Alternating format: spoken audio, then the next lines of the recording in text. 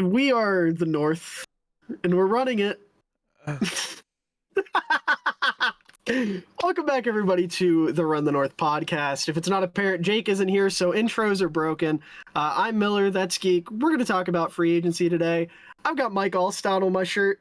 I have to show that off because my shirt's down here. But it's the A Train, the only piece of non-Bears merchandise I own for the NFL. Geek, how are you this fine Wednesday evening? well, it's morning for me. I've been awake when I texted you, I was like laying in bed because I just woke up. Cringe. Yeah, it's good time. I was up until like 8 a.m. working on YouTube videos. Real. But I'm doing all right. We released the haha funny trivia man YouTube video today, so Mm-hmm. Miller was yapping about Jay Cutler again. His Not voluntarily. all-time favorite quarterback, Jay Cutler. Maybe when I was like 12. Maybe still, because the Bears still haven't had one better. But don't They worry. haven't had one better, but Trubisky's my all-time favorite. Caleb Williams about to take that spot. Real. Unfortunate for me, dog. Yeah, See, it's that's okay. why you should want Drake May to end up in Minnesota and not New England. Just because then we'll all have better quarterbacks than the Packers and the Lions, and it'll be great. Yeah, but I don't want players I like to play for teams I don't like. Well, your option is Minnesota or Detroit, bucko, so pick one. He's not going to either of those teams. Well, Minnesota he might, but No, JJ McCarthy's getting ready to learn whatever the fuck skull means. I can tell you what it means, but I know you can, but that's not funny. It's funnier if I say whatever the fuck skull means. That's not even a Minnesota Vikings joke. That's just a Norse joke. No. What are we doing today? How are you doing? We're talking- I should have been exist. kinder. Spring break starts tomorrow, technically. I have class, and then after class, I'm on spring break for a week. Nice. And also, I have my journalism class. I have to write an article about something local, so I'm writing about the evolution of the fullback position in my home county. Right. So I get to interview a bunch of high school coaches and stuff, and I also get to interview Luke Hamilton, who was a fullback that played for my high school's rival high school and now plays at West Virginia. So that'll be something. Nice. That'll be interesting. Yeah, I brought that up to my professor who doesn't watch football, and he said, fullback? And I said, yeah. And he goes, I don't know what the hell a fullback is. And I said, oh, you'll learn. Oh, you'll learn. I'll tell you. And he said, okay. But I explained to him that I'm very passionate. But I was like, okay, you got this. You can do it. I was like, hell yeah. So now I get to I get a didn't grade need your for talking permission. about I was going to fullbacks. do it anyways. So. Well, I kind of did need his permission because he had to approve my project proposal. Elbozo. Because it's a class where the whole point is writing one like giant article over the course of the semester. So that'll be interesting. Yeah, well, I like journalism. Journalism's fun. That's why I'm minoring in it. Big J journalism. Yeah, speaking of Big J journalism, did you hear about the Aaron Rodgers stuff real quick before we dive into free agency? Kind of, but it Okay. doesn't matter. It's funny. Sure, really he's going to be funny. vice president for a guy who's going to get like 8 votes. It's fine. It's still just the concept of like a Kennedy wants to be president, and his idea of a good running mate is New York Jets quarterback Aaron Rodgers. I mean, known it's a lunatic. popularity contest, and Sure, Rodgers is it's- popular. Popular for being schizo. I mean, I think literally everyone in the world likes him better than the 2 candidates we're going to actually get. I mean, that's fair. So That's fair. At least Rodgers is like coherent. He might be a Kind of. psycho, but he's coherent. Nothing Kind wrong of. with a little Also- drugs, Miller. Drugs are fine. It's the conspiracy theories that I have a problem with. Like the news that came out today that he thinks the government orchestrated the Sandy Hook shooting. I mean, okay. That's not That's a new idea. It's not a new idea, but I thought we left that in the past. I didn't know people still believe that shit. I don't know. I'm not trying to get political. I People just think it's believe really all sorts funny. of things. Yeah, That's true. Favre defrauding poor people. Rodgers is a Sandy Hook truther. Can we like start placing futures bets on like Jordan Love? Like, what's he gonna Jordan do? Is Love. he gonna be like, I'm not gonna finish what this tweet says. No. But You know who the Packers need to draft? That Illinois Oh tight my end who said God. he doesn't believe in birds. yes. Well, I mean, He's got to be number one on their big board. Gotta be. are we sure Even though it birds kind of are has a real? point Other because than maybe pigeons aren't real. Pigeons are drones. well, it depends 100%. what kind of pigeon. Because there's like city pigeons and then not city pigeons, and they're a whole different. If they're thing. in the city, they're a drone. Because I've definitely eaten a pigeon, not a city pigeon though. Very Why did you eat a pigeon? Because it's good food. Is it? It's more like deer or like antelope. It's very gamey and less birdy, which is very weird. Really? Yeah. I can get down with some deer meat. Pause. Yeah. Crazy. Miller likes the deer But, meat. No, I grew up eating deer pretty Yeah. often, so like that's valid. I like game meat, but Yeah. pigeon, I don't know. I feel like pigeon would be like, at least to me, it feels like it Blame would be like wonder. really stringy. No. Maybe it Really? would be if it was a city pigeon. They're not the same There, thing. you're out in fucking Wyoming. You Yeah. probably got a big old fat pigeon They with kind a of lot of meat were. on its bone. There's a lot of, yeah. Did Wonder like buy pigeon somewhere? Or did he kill No. it himself? Killed it himself. What did he kill the pigeon with? Do you know? A shotgun. That's what you use to hunt shotgun? birds. That's what you use to hunt birds. Like Wouldn't it geese. And, obliterate it? no. Huh. Like geese and duck. Well, geese and duck make sense because they're big, but like a pigeon, I'd figure a shotgun blast would obliterate it.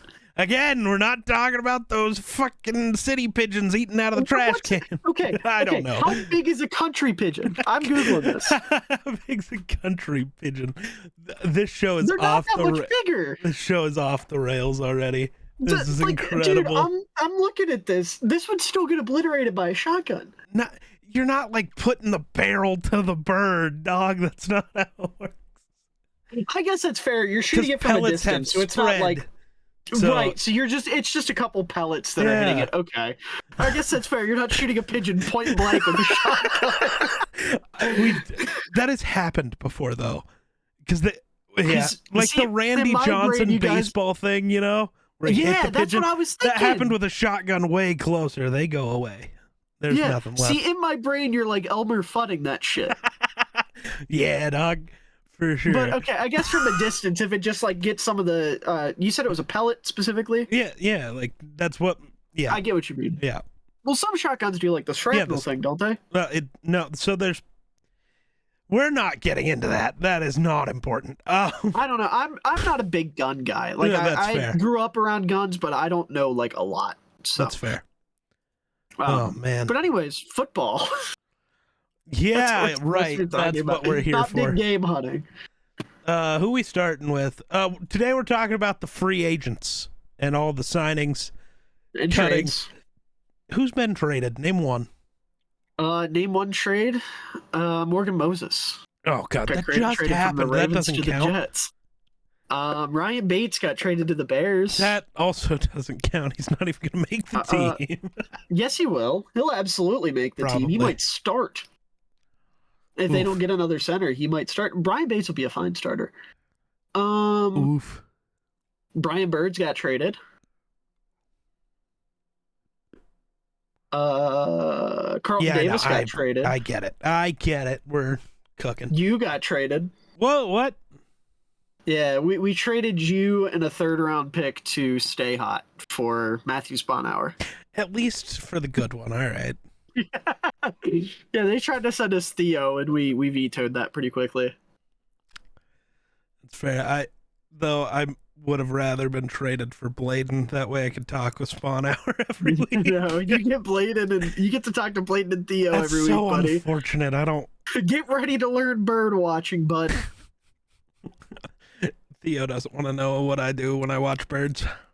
Obviously, think about the pigeon. I was gonna say Theo's gonna be like, yeah, I went bird watching today. I saw this really cool bird. You're gonna be like, ooh. Yeah, I'm gonna go. No, Yeah, I ate one of those. no, I'm gonna go. Yeah, me too, and hold up a plate full of bird. Yeah, me and Wonder found one of those last week. I got leftovers if you're interested. Awful. Okay, so I've got NFL.com pulled up, and they start with the AFC East. So we just want to go team by team, starting with the AFC East. Sure. Okay. Buffalo, Mitch Trubisky is a Bill. I think we may have already mentioned that because that happened a while ago. It's cool. Cool backup. Khalil Shakir, I am in your walls. I am in your walls. Give him 10. Give him the number 10. Nah. Return it to him. Nah. It belongs to Mitchell. Khalil better. He is, but like he doesn't have as much aura. More aura. If Mitch had any aura, he'd still be a starter. You need more than aura to start. Give me one backup with aura. Trying to think of all the backups. Tyson Bagent? No. Tyson Bagent has that white boy swag. What are you talking about? Oh my god. Now you're gonna tell me Drew Lock can fucking grow up. That shit was cold when he did that. After throwing his 8th pick six. Actually, after throwing a game-winning touchdown to Jackson Smith and Jigbo on national television.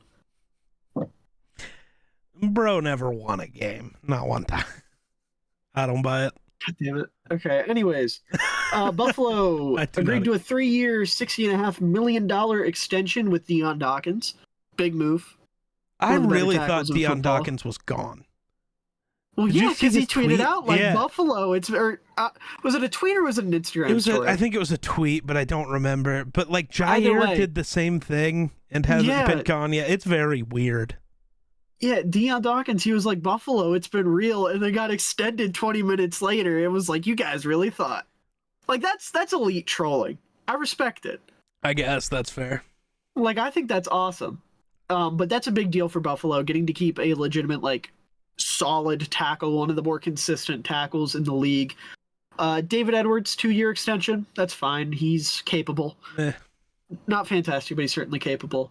AJ Epinesa re-signing on a 2-year deal is big for them.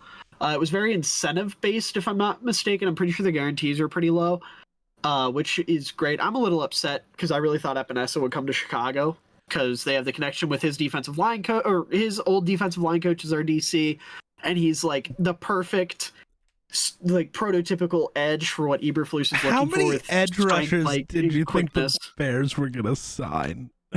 I really thought Epinesa would be their big edge rusher signing. And then, because like when free agency was coming, I thought he would be their signing, and then they'd end up taking one at 9. I really thought that's how it was going to play out, because I didn't think any of the receivers would fall.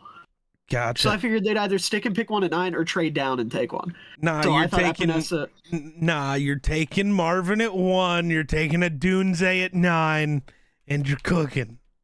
And we're trading Fields and the rest of our picks for 2. Nobody wants Caleb Fields. I know. I really did think for a couple hours there after like nobody else wanted him. I was like, oh my God, Fields is actually going to end up a Viking. This is awful. I wanted it, but now I don't know if I do. And then we signed Sam Darnold, and I'm like, well, it's not Fields ever. Right. So I don't know. But yeah, no, I wasn't one of the people that thought the Bears were going to make a big splash like Danielle Hunter. I didn't think that was going to happen. Like, I obviously teased you about it, but like I didn't legitimately think they'd pull the trigger, especially seeing how much money Hunter got, and we'll talk about that. Chase Young would still be a possibility, and I think it would still be funny to pair him up with Sweat again. Yeah, I mean, he's still out there. It's possible. Yeah. I'm pretty sure he's interviewing with the Saints and Titans right now. I thought it was Panthers. No, Saints and Titans are definitely involved. The Panthers might be too. How do the Titans have any money left? I don't know. That's what I think about the Vikings too, but somehow they still have like $30 million. So we're still going to go get somebody else. I don't know who, but we're getting somebody. I will bring that up when we get to the Vikings, who I think it's going to be. Yeah, because we gotta wrap up Buffalo here. So AJ Epinesa, awesome signing for them. Daquan Jones, another awesome signing. Got to keep your interior presence. He was really big for them, especially, against the run. They struggled. I talked about it last year, not this past year, but the year before, how bad their interior defensive line was. And bringing in Daquan Jones he was awesome for them there. Nick Morrow on a 1-year deal is cool cool linebacker depth. Yeah. I kind of skipped over. Geek, were you going to say something about Daquan Jones? Or? No, Okay. Other than, isn't Daquan really old? I don't know. Off the top of my head, I think he's like 34, but I might be entirely on drugs. He's 32. Okay. So he'll be 34 when this deal's over. Okay.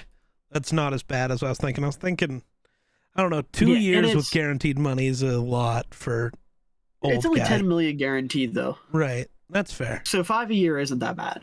That's fair. And especially because he's a quality starter. Yeah. Nick Morrow on a 1-year deal is really solid. He's a very capable, very intelligent linebacker that can kind of plug and play wherever in your linebacker core. Yeah, and they were screwed when Milano went down last year, so. Yeah, exactly. He wore the what is it, the green dot that makes you like the signal color of the defense? Yeah. I always forget what color dot it is, but he wore that for Philly. I don't know if last that's a year. good thing though, because he wasn't good. He was good, but the linebacker core as a whole really struggled. He was also kind of the problem. He couldn't do anything. Okay, the big issue with Philly, and we'll talk about this a little bit more when we get to Chicago. The big issue with their defense is they had like one guy beyond the defensive line at each level. And when you have one guy in your linebacker core and one guy in your secondary, it's really hard for them to thrive and succeed because those are such like some of its parts based position groups, like especially in the secondary. But the way Philly runs their linebackers, like it was Nick Morrow and then like the corpse of Shaq Leonard running around out there. No, so he's having to cover. No, who the fuck was the Nakobe Dean? Wrong Georgia linebacker. Sure. Yeah, but didn't Nakobe get hurt? I don't know. Even if he didn't, he's not good. Nick Morrow was having to guard his area of the field, and he'd have to go and try to make up for whoever the other linebacker was pretty often. So it made it look like he was out of position more, and it made it look like he was struggling. Like, Nick Morrow is a very smart and capable linebacker, and I think landing in Buffalo is big for him. Cam Lewis, I don't know a whole lot about. I'm not going to sit here and pretend like I do. Geek, you got anything? I don't know who Cam Lewis is. I'm not going to lie. I know the name, but I couldn't tell you anything about him. And then Taylor Rapp, he was fine for them last year. So re-signing him to a 3-year contract, understandable. Overall, I like... Oh, sorry, go ahead. It's so weird letting go of Poyer and Hyde, but like Taylor Rapp's our guy. Right. Okay. I could see them drafting a safety high. Interesting. Yeah, they have specifically to do something. Specifically a hybrid corner safety from the University of Iowa if you were to fall to them. Whoa. I could see landing in Buffalo. With how much they've lost, because they also lose Trey White. Man, they've had a good defense, not a great defense, but a good defense every year that Josh has been there. It's gonna be really bad. Yeah. You're not fixing this in one draft. You don't... AJ Epinesa's fine, but, like, you don't have a star edge rusher. Your line... You can yap about Greg Rousseau all you want. He's not a star. Hey, Greg Rousseau is a star. Okay. Sure. Yeah, you're going to look up his numbers and you're going to see that he's just DJ Wanham. DJ Wanham, Justin Fields merchant. What? Literally I found out half of his sacks last year came against Fields, and I'm not joking when I say incredible. No, last year in 16 games, he had 5 sacks, 40 tackles. That's star for you, huh? 15 TFLs. He's a star run defender. Okay. Star edge rusher. You're not doing that great if you can't pressure the quarterback. Cool, you can stop the run. That'll really help you beat Patrick Mahomes. Especially when... Who do you have at corner? Cam Lewis? I mean, yeah. Like, I'm sorry. Cornerback room is rough. The safety room is rough. Taylor Rapp's fine, but he's not Poyer and Hyde. They had the best safety duo in the league for 5 years. Yeah. Their linebackers, Matt Milano, hopefully is still good after the injury, but outside of Milano, who you got? Nick Morrow? Yeah. Like, dude, this defense is stripped to its bones. What was his name? Bernard was actually pretty solid for them last year. Their other Mike linebacker? Their O-line, you're bringing everybody back, even though your O-line has kind of been a problem for a few years. They haven't had a right tackle. Sure. I have no idea what a right tackle is. But their running game is okay. But James Cook has not taken a true leap yet. Yeah. Diggs took a step back. You lost your wide receiver, too. Like, the Bills are just losing right now. It's not great for them. Yeah. The Von Miller contract ruined them. Yeah. Like, looking at their roster, the Von Miller contract really ruined them. Also, they do have Teron Johnson and Rasul Douglas at corner, which I know isn't fantastic, but it's something you can build off of. Rasul Douglas doesn't move me. I mean, he doesn't move me that much either, but he's capable, and Teron Johnson's one of the better nickels in football. So as long as they don't have to play any true outside receivers, they're okay. Right. I'm just saying... They don't have to play Tyreek Hill and Jalen Waddle ever, right? Right. I'm just saying, like, they have something there. It's not like they have nothing to build off of. But it's going to be hard to build with the Von Miller contract. Their building blocks are almost in the wrong spots. Yeah. Yeah, you have a great defensive tackle, a great nickel corner, and like that's not exactly where you want to start building your defense from. Sure. Bright side, they still employ Reggie Gilliam. So win in my book. Fair. I had to think for a second. I was thinking, how is that a bright side fullback? My brain was thinking you meant like a corner or something. I'm like, who? But I know Reggie Gilliam. It just took me a second to like place who he was because they don't use him ever. Actually, they use him throwing the ball to him a decent bit. Oh, watch your mouth. Dude, he's a screen demon. They love him on screen passes. Let's talk about the real team in the AFC East. The Patriots. Oh, well, that's not what I meant at all, but no, sure. The Dolphins are next on this screen. Yeah. Yes, we'll go here. First of all, big losses for them. Robert Hunt. Yep. Xavier Howard's gone. Even though he wasn't as big of a loss, it's still like the idea of Xavier Howard. Brandon Jones. And who else did they lose? They lost another huge name. Sorry. Oh, Christian Wilkins. Yeah, sorry. Christian Wilkins is the other one. I don't think this list is right. Why? Shaq Barrett is not a Dolphin. Yeah, yes, he is.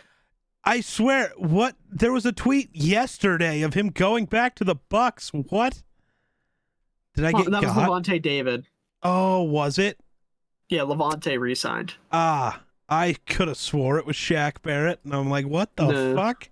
Okay, that makes more sense. Yeah. That's fair. So, Robert Jones, not super familiar with, but they kept him around, so that must mean something. Yeah. Jonnu, I love for them. I think Jonnu's an awesome scheme fit for them. Yep. He's not the best tight end in the world, obviously, but we saw him eating away targets from Kyle Pitts last year for a reason.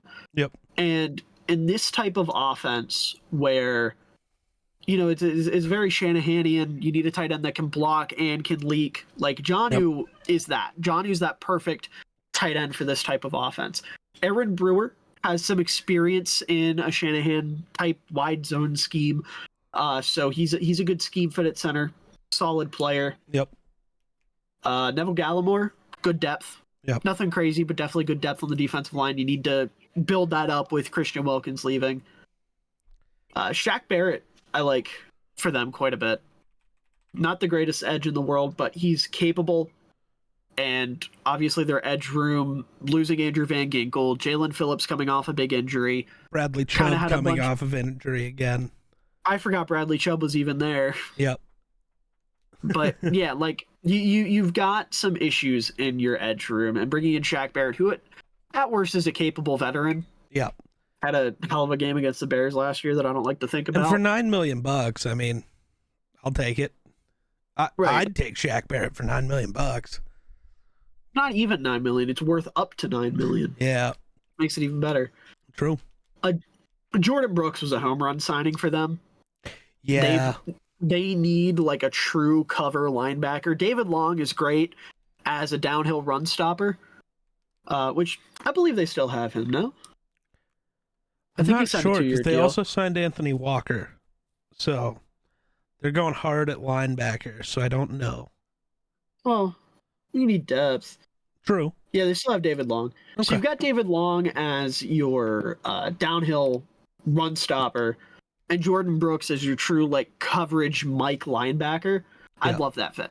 I absolutely adore it. I know a lot of the Dolphins fans I follow on Twitter have been raving about Jordan Brooks. I feel bad for Seattle losing out on him. Obviously, I always forget that he was gonna be a free agent for some reason. Makes me sad. Part of me wishes we would have signed him instead of the other guy. I like Blake, but Jordan Brooks is insane. So, yeah, no, Jordan Brooks is really, really good. Anthony Walker, fine. Is okay if he can stay on the field, but he's played like 12 games in 2 years, so. Well, he's a rotational linebacker in this defense, so you won't have to worry about him playing as much to begin with. Yep. Nick Needham, I guess they did. They did need him. Well, when you let Xavier Howard. Yep, thank you. When you let him go, you need to do something with your corner room. Well, I really hope Cam Smith can do something. Say, I don't know why they hated him. The expectation is that Cam Smith is going to step up. I don't know why they hated him so much, but... Well, I think Vic didn't like him. He didn't fit in Vic's scheme. Or he did fit in Vic's scheme, but Vic didn't want to play him. I don't know. Yeah. It was apparently a Vic thing, which makes me really sad. Apparently the Dolphins secondary hated Vic Fangio. Like Jalen Ramsey was throwing a party when he left. Yeah. But yeah, I would assume Nick Needham's fine, but I would assume the expectation is Cam Smith's going to step into a bigger role for them. Then you've got Ramsey and you've got Kader Kohu, who's one of the better nickels in football. Which is weird. I just realized 2 of the 5 to 10 best nickels in football are both in the AFC East. Him and Teron Johnson. But more importantly, Jordan Poyer next to Javon Holland. Yeah. There's a lot of betrayal happening this offseason, and I love it. No loyalty, and I am so here for it. Well, I'm so down. It's a 2-for-1 for the teams. Because, for Miami, it's not only do you get Jordan Poyer, which is good, but also Buffalo doesn't get him anymore, so that's a double whammy. Right. And then for Poyer, it's, I get to play the team that gave up on me twice, so let's go. Yeah. And he's a very nice compliment to Javon Holland with what he brings to the table. So their secondary is really nice. Yep. If Needham or Cam Smith can emerge, I think their secondary is going to be incredible. Yes, I love their linebacker core. Defensive line, I do have some concerns with. I'm interested to see how they'll address Cam Smith. They're going D-tackle in the draft. Or not Cam Smith. Christian Wilkins. They're going D-tackle in the draft. When's their first pick? Jerzon Newton, you are a Miami Dolphin. I can get behind it. Either him or Byron. Yeah, I can get behind it. Absolutely. Because, look, I like Christian Wilkins. We'll talk about him a little bit more when we get to the Raiders. I don't know if I'd pay him as much money as they paid him. So I understand why he's no longer in Miami. And then Saron Neal is also a Dolphin. Yes. Jacksonville State alum. Former Bill. Also a former Bill? Nice. Yeah. Has a career sack, 4 forced fumbles, no interceptions, 5 pass deflections. I have no idea who this guy is. I'm not gonna. Yeah, I got nothing. But as a whole, even though Miami lost 2 really big names, losing Robert Hunt is gonna sting because Robert Hunt is awesome. And Christian Wilkins is definitely gonna hurt a little bit too, or quite a bit. I won't say a little bit. I don't want to act like Christian Wilkins sucks. Christian Wilkins is really good, but I do think he's he's been a little overgassed this offseason. I don't think so. The thing with Christian Wilkins is people are wanting to. We'll talk about it more with the Raiders because it's more about the contract than the dialogue. Well, that's how free agent contracts work. I know it's how free agent contracts work. Just let me cook when we get there, okay? The point is, Miami, I like what they've done in free agency despite their losses. They haven't signed a bunch of flashy names, but they have signed a lot of guys that are going to play a pretty solid role for them. A lot of guys that fit the identity they're going for. So I'm excited to see what they'll do during the draft for sure. Patriots, Jesus. They've re-signed a lot of people. They made one of the best moves of free agency. Speaking of re-signing people, Josh Uche on a $3 million deal with a max of $8 million. Yeah, that's ridiculous. Insane value. Like I get taking a home discount. I don't want to say hometown because I don't think he's from New England, but like a home discount. This is the team that drafted you. You've built up with your career. I get that 100%. But $3 million, I guess the Patriots like really weren't willing to pay him anything, and he was like, "I'll take whatever. Just let me prove to you that I belong here," type of deal, which is absolutely crazy because Josh Uche is damn good. He is one of the best, probably the best situational pass rusher in football, and one of the more underrated pass rushers as a whole in football. So 1 year, $3 million, max of $8 million is insane. Yeah, I wonder if it's also, I don't know. It's weird. If I was him, I would have left. They have a ton of edge rushers. He's never going to play. Like, he's just situational. Whereas you could have taken, even just at $3 million, you could have taken a deal with, like, the Bears, where you'd actually play. Because they also just signed Anthony Jennings for a $12 million deal. So they're paying that guy more. You've got Judon. You drafted the guy we both hated last year. Neil White. Yeah. Yeah, he doesn't play edge for them. Oh, really? He's a 3-4 end for them, which I actually like for him a lot more because he was a bit of a tweener. Yeah. The way their defense plays out is Judon's obviously like your alpha edge, so to speak. Absolutely. And then on the other side of the ball, or on the other side, Jennings is in there on early downs, and then on passing downs, Uche comes in. Like, they have a good rotation with Jennings and Uche. One of them doesn't play a whole lot more than the other, unless it's like a game where you're really putting the other team under pressure and they're having a lot of third and longs, then maybe Uche will get some more snaps. Or if you're playing a team and they're running the ball hard, Jennings will get a lot more snaps. But they're like a perfect yin and yang, and they complement each other beautifully. Okay. So I wouldn't worry about Uche having a decreased role or anything. He'll get PT. In fact, he's on ESPN. He's listed as the starter opposite Judon. Okay. Yeah, no, he's in a good role in New England. I like what they do with their edge rushers. Like Keon White. I'm going to be honest. Like I said, he's an end. Didn't watch New England at all. And that's fair. I don't blame you. It's fucking Patriots. They had Mac Jones, a quarterback. I wouldn't watch them either. And Bailey Zappi. The only time I watched the Patriots was that one preseason game where Malik Cunningham was going crazy. Right. Because I was very happy because I was a lot higher on Malik than anyone else on the planet. I think Valente. Well, he doesn't count because he's just a Louisville fan. So he's like, fair. He's just hyping up his boy. Fair.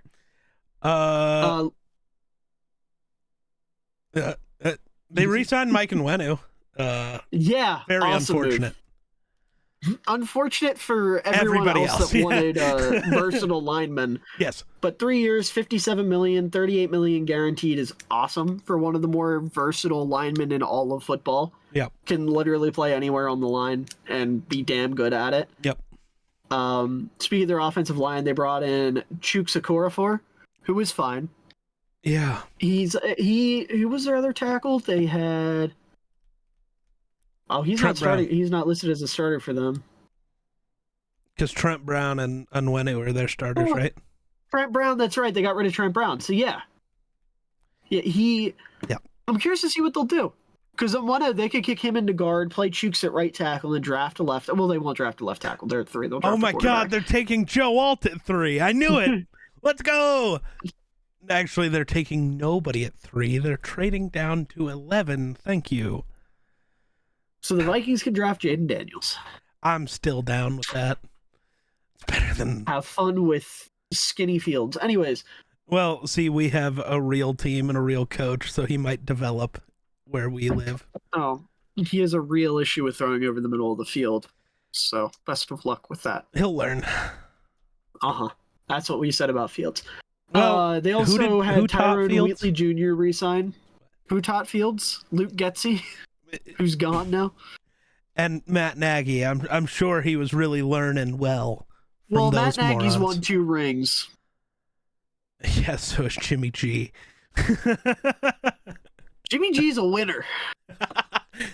As long as he's not playing, absolutely. As long as he's riding Brady's coattails, he wins games. Let's see. Oh, we finally have the definitive answer on the Austin Hooper Mo Alley Cox debate.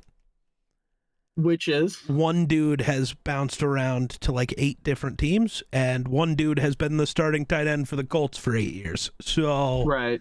I think we know who's better. But Hunter Henry re-signed, and then they add Austin Hooper. That's Austin Hooper is the Mike Gesicki replacement. Who was the Jonnu Smith replacement? That is the tight end room.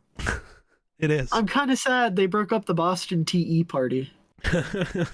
I found out that was a nickname for them very recently, and I wish I would have known sooner, because that's pretty cool. I don't think Austin Hooper's has enough anything to be considered to be grouped in with that. Their most important signing, Jalen Reagor, is coming back. Yeah. They did sign Jalen Reagor. They re-signed Jalen Reagor. They also re-signed, 3 years, $19.5 million with a max value of $33 million. I like that. Oh, yeah. That's a very quality receiver. They cut Devontae Parker, so now it's looking like Kendrick Bourne, Pop Douglas, and I don't know, 2nd-round pick Juju? Maybe? They still have Juju, that's right. I forgot they had Juju. And Tyquan Thornton's there. And they're drafting Marvin Harrison. No. They definitely won't be drafting Marvin Harrison. No, if they don't go quarterback, they're definitely going Alter Olu. Definitely. No, if they don't go quarterback, I think they're trading down. And drafting Alter Olu. Oh, I see. I see what you mean. But yeah, no, I like the Bourne deal a lot. A couple other offensive players. They signed Jacoby Brissett to a 1-year deal. Gonna win a Super Bowl, probably.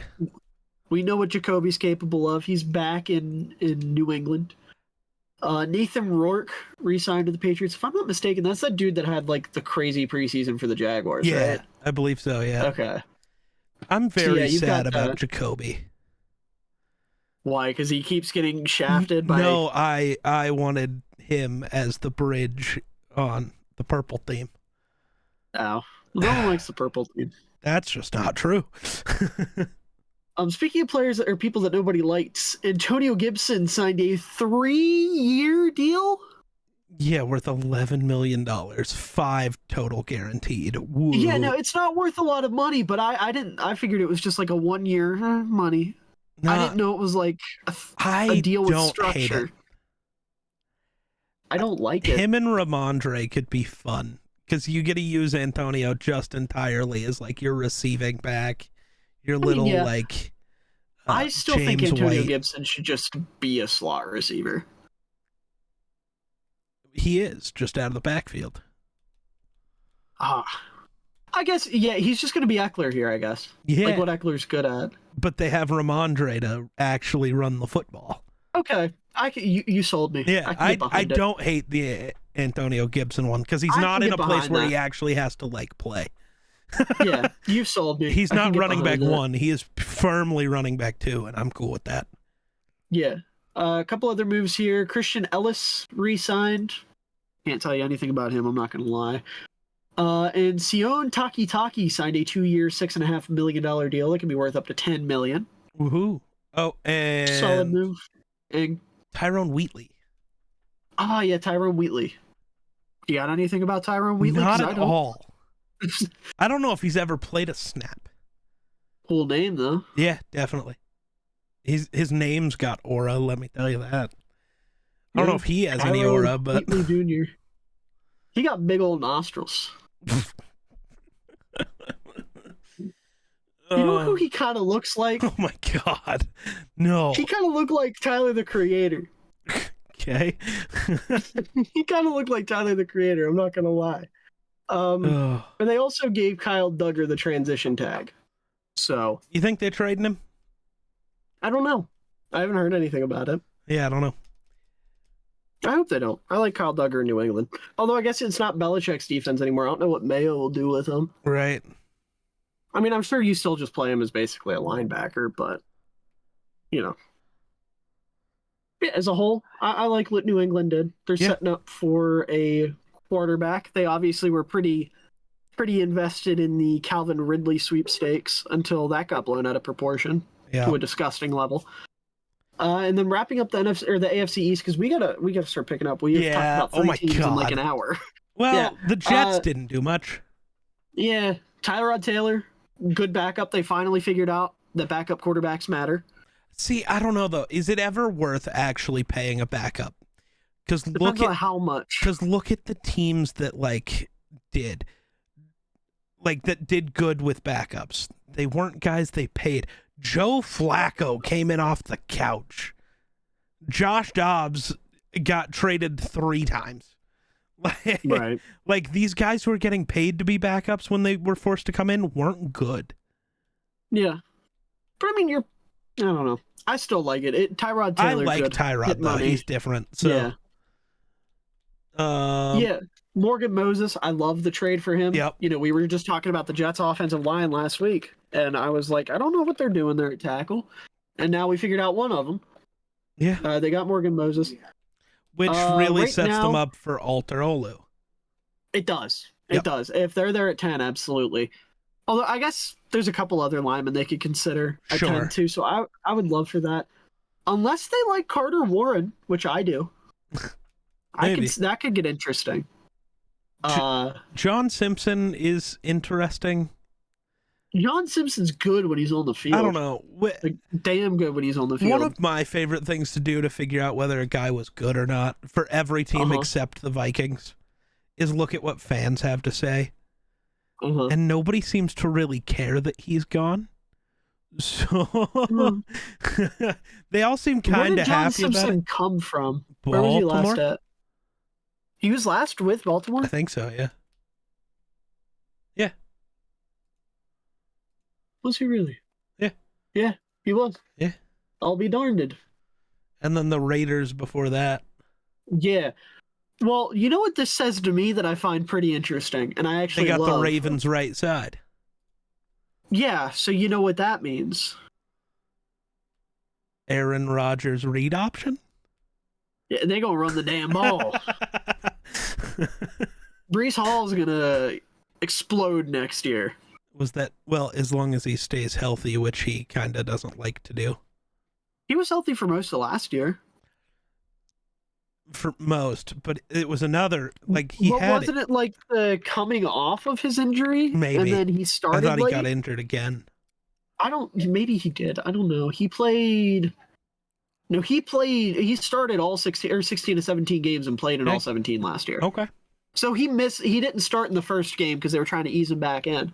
Yeah. But yeah, wasn't super productive because the Jets' offensive line was bad, and they also didn't have a passing game. But this year, they are going to, that makes me happy. They're going to run the ball with Breece Hall, and they like to run the ball with Breece Hall out of I formation, which means we're going to see some more Nick Bowden play this year, which makes me happy. Isaiah Oliver. Isaiah Oliver is a player that they gave a contract to. Yeah, NFL.com doesn't even tell us how much they gave him. He signed a 1-year deal. That's it. But I think more importantly, they re-signed Greg the Leg Zuerlein and Thomas Morstead both to 2-year deals. Morstead, fine. Zuerlein's such a mistake. He's been bad for 5 years. I don't pay attention to kickers, so I'll take your word for it. And I know you do. $4 million a year is a lot for a guy who misses a lot now. He's still got the strongest leg in the league, but he ain't putting it through the uprights. $8 million. But though I do understand there's not a lot of good free agent kickers because the Chargers are rude and re-signed Cameron Dicker. Right. I wanted Dicker the kicker in Minnesota so bad. The Jets evaluate their kickers based off nicknames. Dicker the kicker wasn't available, so they got Greg the Leg. That's valid. They like alliteration, or not alliteration, rhyming nicknames. That's valid. Can't All get right. Dicker the kicker. You signed Greg the leg. Boom. Thomas Morstead also good at football. Let's move on.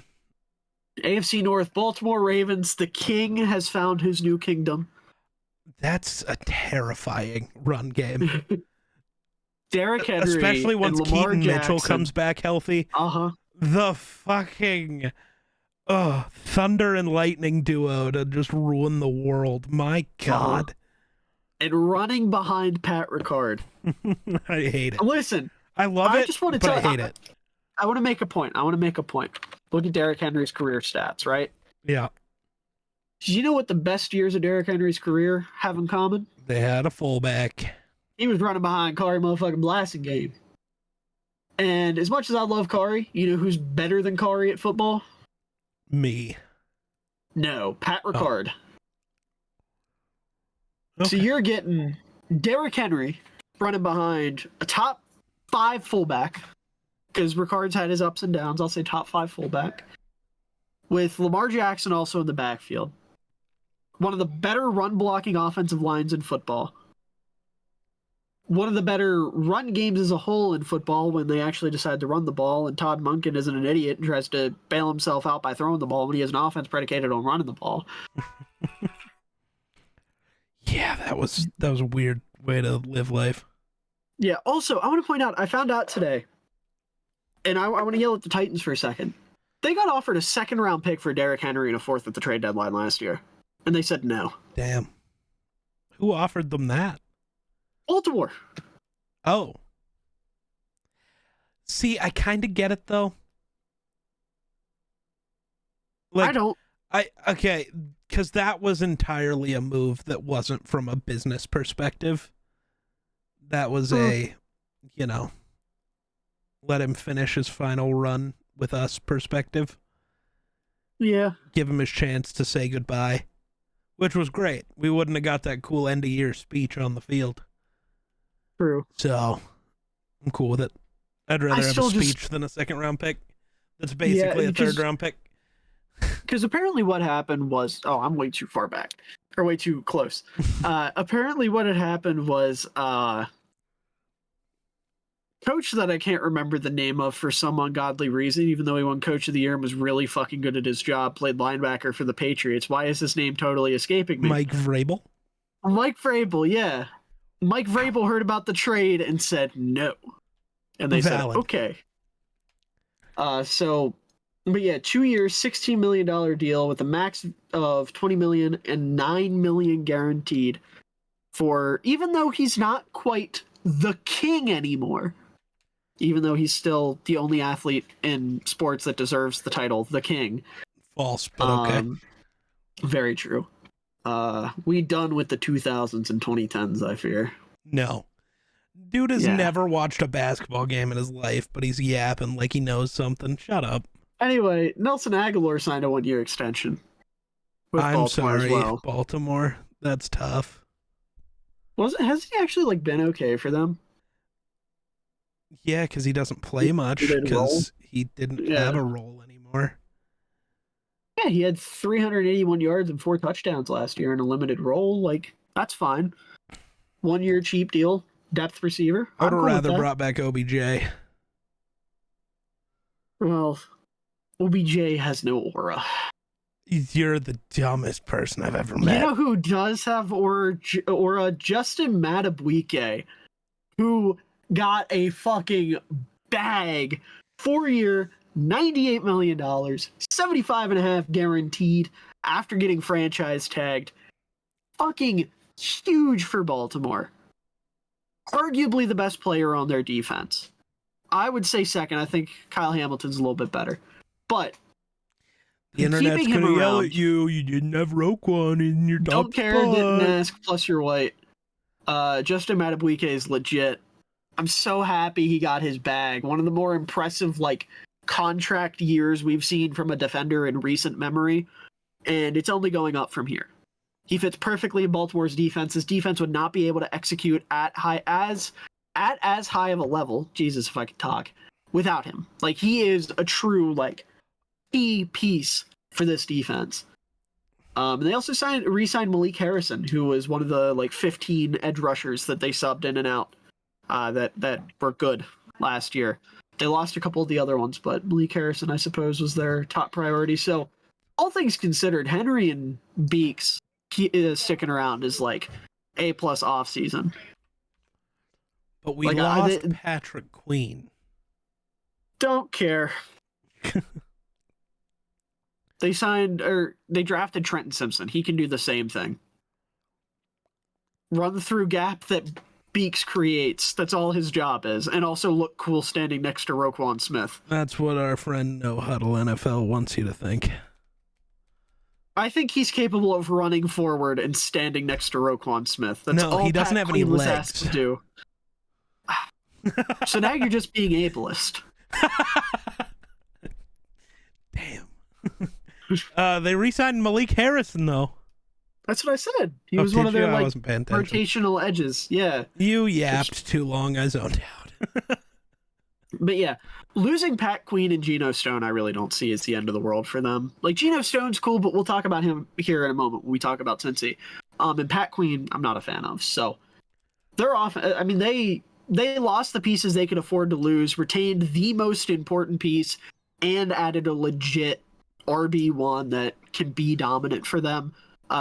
Especially because he won't run the ball nearly as much as he did in Tennessee.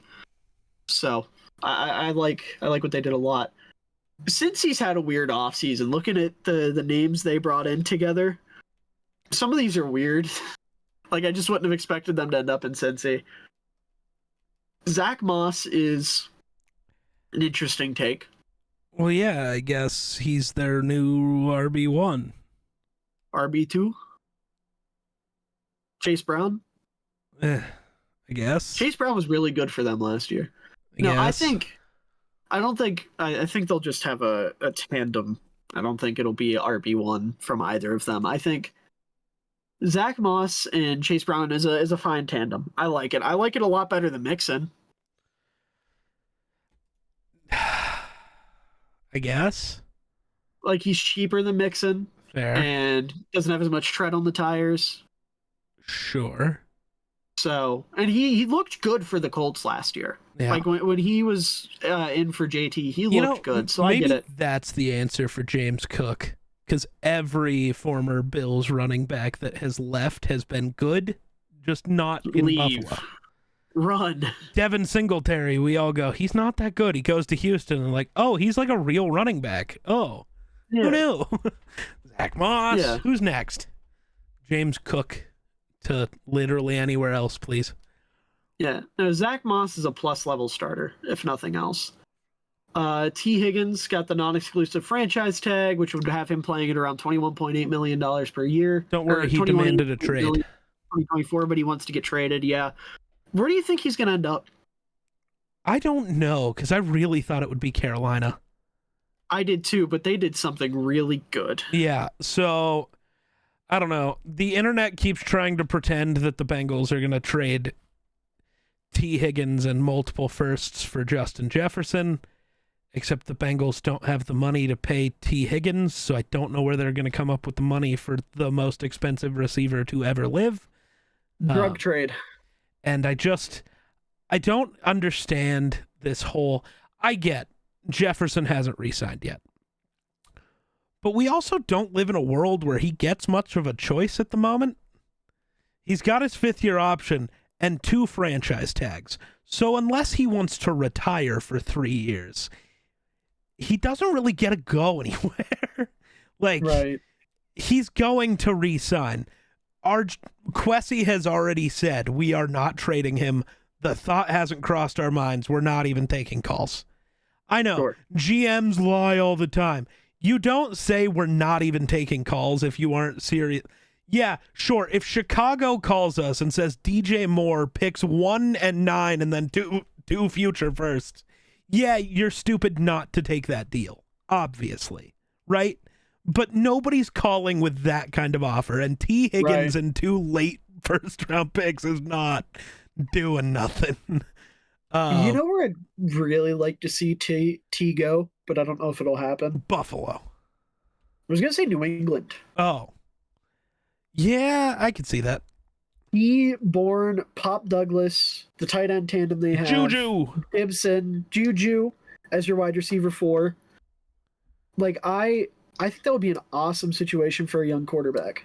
I think the most, not realistic, but I think a team that'll really target him and that I would probably put my money on right now is the Jaguars. They're paying so much money to their receiver room, though. Yeah, but pay a little more. Like, I get the thought process, because Calvin's gone. Like, you got to make up for Calvin somehow. It's not even just that. Even if you had brought back Calvin, you don't have a true alpha in that room. The thought of re-pairing guys who played together in college works for NFL teams. Yeah, I guess. T and Trevor, dog. Oh, I don't know if it's my internet or his, but we froze. See, I forgot he played with Trevor. Yeah. Oh, I'm not frozen on my screen. You were. You good? Okay. Now you're back. Yeah, no. I forgot they played together at Clemson. Yeah. So totally forgot that. I think the Jags are going to make a strong push. Will it happen? I don't know. And I think T. Higgins realistically is just a Bengal. And they work out a deal. Yeah.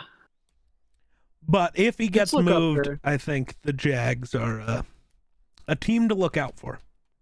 Apparently the Patriots are the number 1 odds to have T. Higgins next year. And then the Cowboys, Buffalo, Jets, Bears, Chiefs, Steelers, Saints, Bucks, Jaguars, Vikings, Giants, Browns, Broncos, Colts, Raiders, Eagles, Titans. Okay. That's if not Cincy next year. Sure. Well, I'm not crazy in thinking the Patriots. No, definitely not. I like that. Just wait for the Chiefs to trade for him. The Bengals wouldn't let him go there. Right. I think the Chiefs could offer Mahomes, Kelsey, and Chris Jones, and the Bengals would say no out of spite. I don't know about all that. But looking at what else Cincy did, Gesicki and Sample as your tight end room. Do they still have Irv Smith? No, he went to the Chiefs. Did he? Ooh, okay. Yeah. So Gesicki, your true like pass catching tight end. They haven't had a good pass catching tight end in a while. Right. So even though Gesicki isn't like great, he's a good pass catcher. If nothing else, and Drew Sample, I like. They play him as a little pseudo fullback. At times, he's their fullback equivalent. He got a 3-year deal worth $10.5 million. Cody Ford, 1-year deal, solid lineman. Mm-hmm. Nothing insane, but definitely a solid lineman. Akeem Davis Gaither re-signed for a 1-year deal. Love that. Got to keep that linebacker room intact. Yeah, he's a good rotational linebacker. And then Geno Stone, I'm happy that he got signed for a small amount. That sounds like I'm a hater, though, now that I said it out loud. What I'm trying to say is I'm glad the league didn't overrate his past season. Because don't get me wrong, I'm very, very pro Geno Stone. But when you have a year like he just had, where your main export is, I had a lot of interceptions.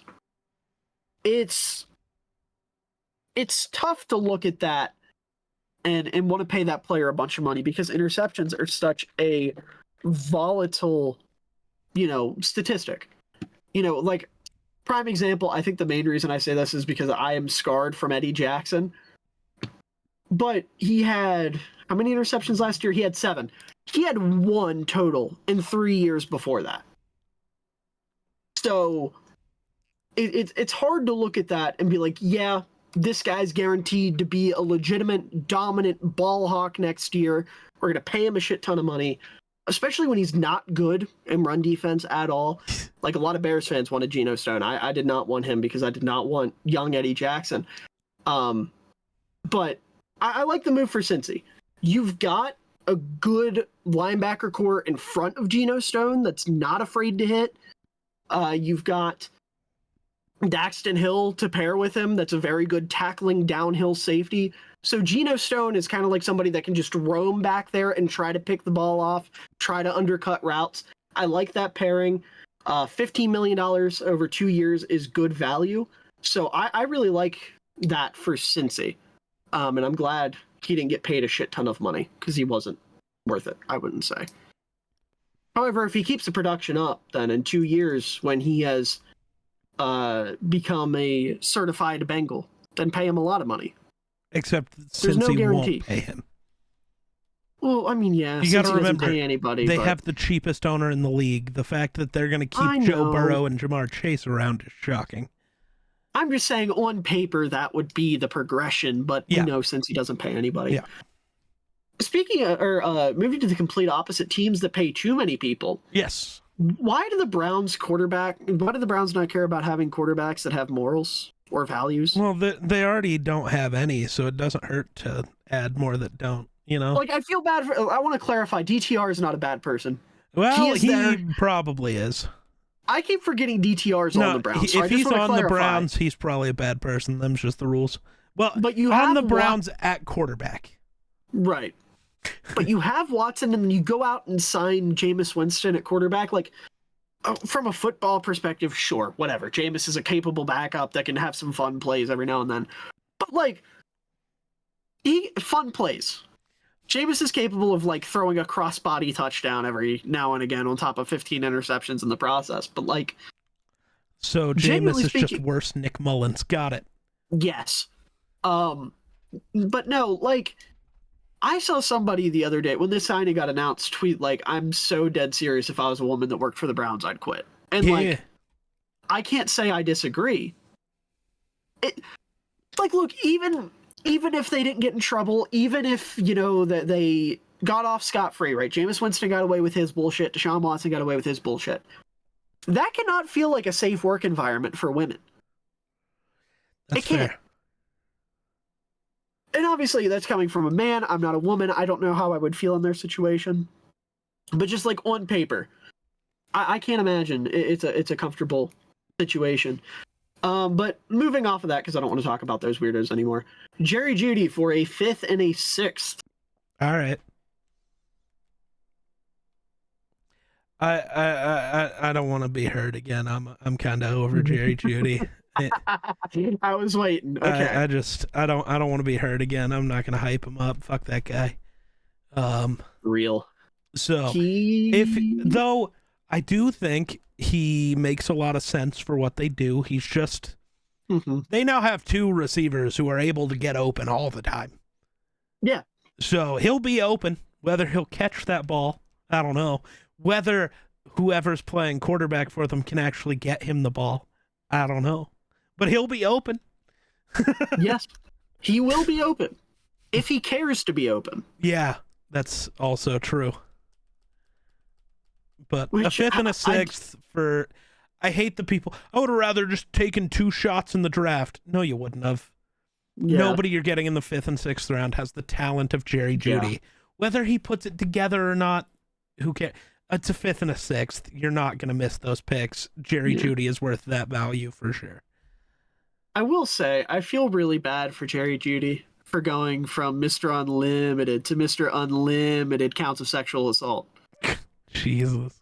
Like, that's really tough. Like, from a wide receiver standpoint, I can get why he kind of, like, I'm not advocating for players giving up, but, like, I can kind of get it. Because Russ was never going to throw him the ball. He's not the type of receiver that Russ likes to target. They just don't fit together. And now you're going to Deshaun Watson and Jameis Winston, who aren't good at football. So it's like, yeah, I feel bad for him. I do, because Jerry Jeudy, he had his growth stunted by really this is coming from somebody who's never been a Jeudy guy. He didn't have a chance, right? Because he's had shitty quarterback play always, and it isn't getting any better. No, like if Jerry Jeudy got traded to a team with a competent quarterback, I might look at this and be like, oh, okay, maybe there's some upside here. Yeah. And Cleveland, it's like, I'm sorry, right? Yeah. So I do feel bad. Yeah. Other signings here, though. Adam Troutman, 1-year deal. Okay. He's fine. Good backup tight end behind David Njoku. Michael Dunn, I can't speak on. I'm not too familiar with his game. Zadarius Smith, he's sticking around. Gonna keep him paired with... I don't know, dog. I don't know. He's 2-year deal? Yeah. For the old injured guy? Deal. Is it 2 year? Yeah. You're paying him like 12 and 13 respectively, so Yikes. He got his money, but there's a reason Minnesota let him go. He's a good pairing with Miles as long as he's on the field. Yeah. Which is normally about 8 games. And then following the Browns' tradition of taking Minnesota players, Jordan Hicks is a Brown. That's actually really good for them. Their linebackers haven't been great. Hicks and JOK is going to be awesome. Jordan Hicks is awesome. So don't hate that. They also signed or re-signed Shelby Harris and Mo Hurst. Oh, nice. So defensive tackles. Here? I don't know. I knew they signed D tackle, so I had to go and look it up, and that's what Twitter and there is some new news, but I don't know. Is it a team we've talked about? No. Actually, yes. The Bengals signed Sheldon Rankins. Ooh, I like that a lot. At D tackle. So DJ Reader is officially gone. Yeah. Which means DJ Reader, welcome to Minnesota. Thank you. Didn't he just tear his ACL? Don't care. Didn't ask. Yeah, no, I like that a lot for Cincy. Oh my God. Sheldon Rankins and BJ Hill with Sam Hubbard, Trey Hendrickson. They cooked. Yeah. They cooked. I love Sheldon Rankins. I am a big 2-year, $26 million deal. Okay. Don't know what the guarantees are, but Sheldon Rankins Nation, stand up, baby. Yeah. We've been waiting for this one. I love it. I absolutely love that. That's an awesome deal. The Steelers, oh God. Mr. Unlimited. That's Russell fine. Wilson. I mean, he's better than Kenny Pickett at literally every part of playing football except fake slides. And he's making like $1 million a year. Yeah. So they're probably going to make the playoffs because Russ is better than anything they had last year. And dude, I don't like the guy. I'm not a big fan of his antics, but Russ and George Pickens goes crazy. So is Russ going to go crazy or is Pickens going to calm down? Which one is it? Or are they both just going to fucking skyrocket 2 different directions? Well, I just meant like Russ and George Pickens is an awesome pairing. Like this is the type of receiver Russ wanted. Oh, undoubtedly. Yeah. Pat Freiermuth though. Nah, Greg Olsen and Jimmy Graham had okay careers with Seattle. Yeah.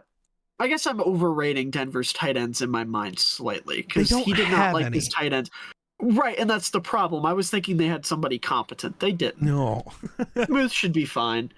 But yeah, I like the signing for them. I will say, like you said, it pretty much signals they're out on Kenny Pickett, which I think is the biggest and best takeaway from this. Because when the reports initially came out about a quarterback, it seemed like they wanted somebody that could be a mentor for Pickett. So in my mind, it was like, okay, if they go out and get Tannehill, that's what they want. They think Pickett can be a guy. If they go out and sign like any other quarterback, they're giving up and they just want a quarterback that's competent. They go get Russ. This is them saying, Pickett, we tried. Not it. And I like that it's only a 1-year deal for now because if Russ plays awesome, they'll just re-sign him. And if he doesn't, then they aren't out anything. Right, exactly. It's a very low risk, high reward type of situation. It's a very Steelers deal. It is. They also signed. Oh, sorry. Go ahead. Yeah, I was just gonna say more betrayal as Patrick Queen goes to the Steelers. 3 years, $41 million for Pat Queen. Yeah, that's not great. Dude, okay. Do you remember the guy that you and I talked to for my Vikings team preview last year? Yeah. So he tweeted something out. Oh no. To the effect of like, it was something to the effect of like, this isn't nearly as much, or this contract's okay considering the megalodon of a contract that Tremaine Edmonds got last year. And it's like, if you're putting Tremaine Edmonds and Pat Queen in the same conversation, you are posting some nasty agendas, dude. Yeah. Because they're not comparable. Okay, but I get it from the perspective of a lot of money for a guy who, outside of the last year before they got signed, was not good for the team he got signed from. Like, if you break it down to not like a player to player comparison, but just looking at like I see. they weren't good for 4 years. Their 5th year, Sure. they were really good, and then they got a big bag. I will say, knowing him though, he's pushing some sort of agenda. For sure. But I'm just like, I can see because I was like that with Tremaine. It's like, yeah, he had one good year, but he had so many years of like, he's not good. Yeah. So, but yeah, maybe Patrick Queen will be great because Pittsburgh's wild, and Mike Tomlin's a magician. So yeah, listen, I as much as I like Cole Holcomb, I don't see him having the same effect on Pat Queen as Roquan Smith, unfortunately. But I mean, he is a linebacker. He's competent. He's a good run defender. You'll get to see him go up against Derrick Henry twice a year, hopefully, which will be interesting because I can picture it now, right? He'll be attacking a gap, the A gap. He'll be like, all right, I'm going to get Derrick. And then just a big white flash of lightning is going to smack him. And he's going to be laying down with Pat Ricard over top of him. All right. Pat Ricard will kill Pat Queen. And I think Pat Ricard already tweeted at him and was like, I'm excited to play you twice a year. Pat Ricard got a mouth on him. I didn't know that until this offseason. He is not afraid to talk shit. And I respect him so much more for that. Valid. What do you say? Oh, he said, not sure which news I'm most excited about. Blocking for King Henry every game or getting to pancake Patrick Queen twice a year. And then Torrey Smith tweeted out a gif of a guy like covering his mouth, like, like shocked. And it says, imagine having a linebacker with Pat Ricard and Derrick Henry running right at your face. And Ricard quoted and just said this at Patrick Queen. Jesus. Ricard got jokes. I love him. That's like, do you remember last year?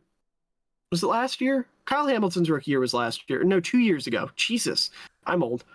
2 years ago when they were talking about like Oklahoma drills, and I think it was Marlon Humphrey was like, hey, Pat Ricard, the Rook said he tried to take you one-on-one. And Kyle Hamilton had to respond and be like, no, I did not say that. Nope, that's I did not want that. False information. He is gaslighting you. Then the Steelers got cooked. After a good move and a meh move, they got roasted. Carolina went from getting fleeced last year to fleecing aggressively this year. Yeah. Dante Jackson sucks. It was Dante and a 6. Oh, it wasn't a 6. They just swapped 7th. Yes. I thought it was a 6th. Dude, Pittsburgh moved up in the 7th and gave up Deontay Johnson for Dante Jackson. Well, they had to replace Patrick Peterson, I wanted Dante to be so good. He's so fast, and he's got the cornerback aura. He does, but he's not. He's got the dreads anymore. And the look. He's got it all to be a great corner. Yeah, but he's one of those that ends up being mid, like Trey Waynes. Yeah, unfortunately. Self-burn. I get it, though, for Pittsburgh. You had to get rid of Deontay. Yeah. To a certain extent, you had to get rid of him, but I still feel like you had to have gotten a better offer. What if every other offer was like a 6th round pick? And in this case, you're just like, well, we'll just move up in the 7th, and we'll get a player who will probably start for us because we don't have a lot of corners. Well, he will start. And opposite Joey Porter Jr. Maybe he can develop in this defense. Probably not. Maybe. He's also kind of old, but none of that's important. Develop, maybe not the right word. Yeah. I think because we're moving so slow, we should focus on only the big deals, which this next team has a lot of. Jesus Christ. Joe Mixon for 7th to the Houston Texans. I know they were going to sign him anyways. I get trading the 7th, though, to guarantee that you get Joe Mixon, because you already missed out on a couple of the other backs you wanted. So, like, this one's available. They were going to cut him, but you traded for him after the cut was announced because, well, just in case. He's ours. No more of this. We already lost our running back. We need one.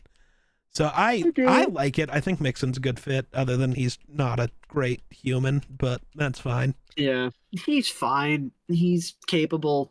Whatever. Dalton Schultz, 3 years, $36 million with $23.5 fully guaranteed at signing. He's making more money per year than Cole Kmet.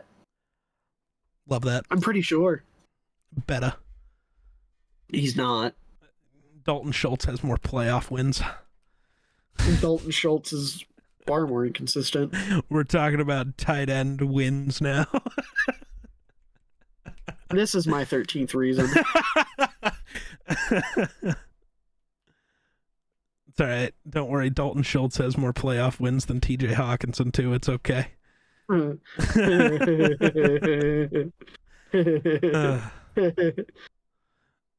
the fuck was any of that? Don't know. What are you looking up? Jesus, you're taking forever. I'm trying to make sure I'm right about Schultz making more per year than Kmet. You can move on. Danico Autry, 2 years, 20 mil, 10.5 guaranteed. That's a good deal. They need defensive line pieces. And he's always been a really underrated defensive lineman. Yep. Great mentor, too. Yep. Great mentor. Then their biggest move. Yeah, go ahead. They let Jonathan Grenard go and decided to pay Danielle Hunter 2 years, $49 million.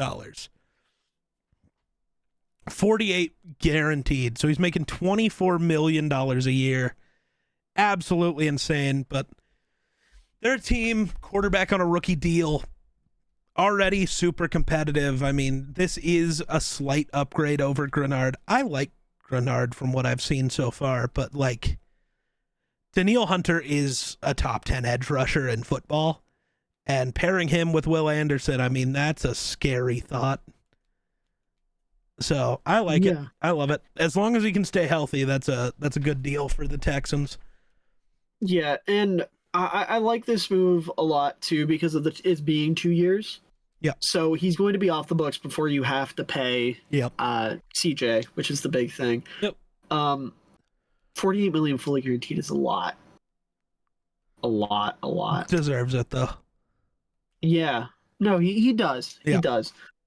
It's just tough when Grenard signed for 4 years at $42 million guaranteed. It's like you could have kept the younger guy for longer for less. Literally like half as much money. And this isn't an insult to Danielle Hunter by any means, but I don't think they're that far off in terms of talent. I just think Grenard hasn't. I mean, he broke out last year, but he's never had a huge year, and I think that's the difference. Danielle's had a lot of huge years. The issue is, though, with Danielle, and I don't want you to take this the wrong way because I know you'll take it as an insult. He is one of those edge rushers where I feel like his sack number is always a little bit higher. Is that why he was top 10 in pressures? Okay.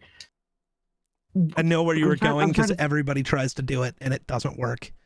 I don't even mean by nearly as much as other people say. I just think he's not quite as good as his sack numbers say. He's still awesome. Top 10 edge rusher in football. Don't get me wrong. I don't know. I'm going to have this argument again where you pretend Rashawn Gary's better and I'm just not here for it. Okay. Anyways. More importantly, Azeez Al-Shaair, 3 years, $34 million deal. I mean, I think that's a home run sign. And more important than us squabbling over goofiness. Sure. Because that's an awesome signing. Yeah, that's fair. That's absolutely incredible.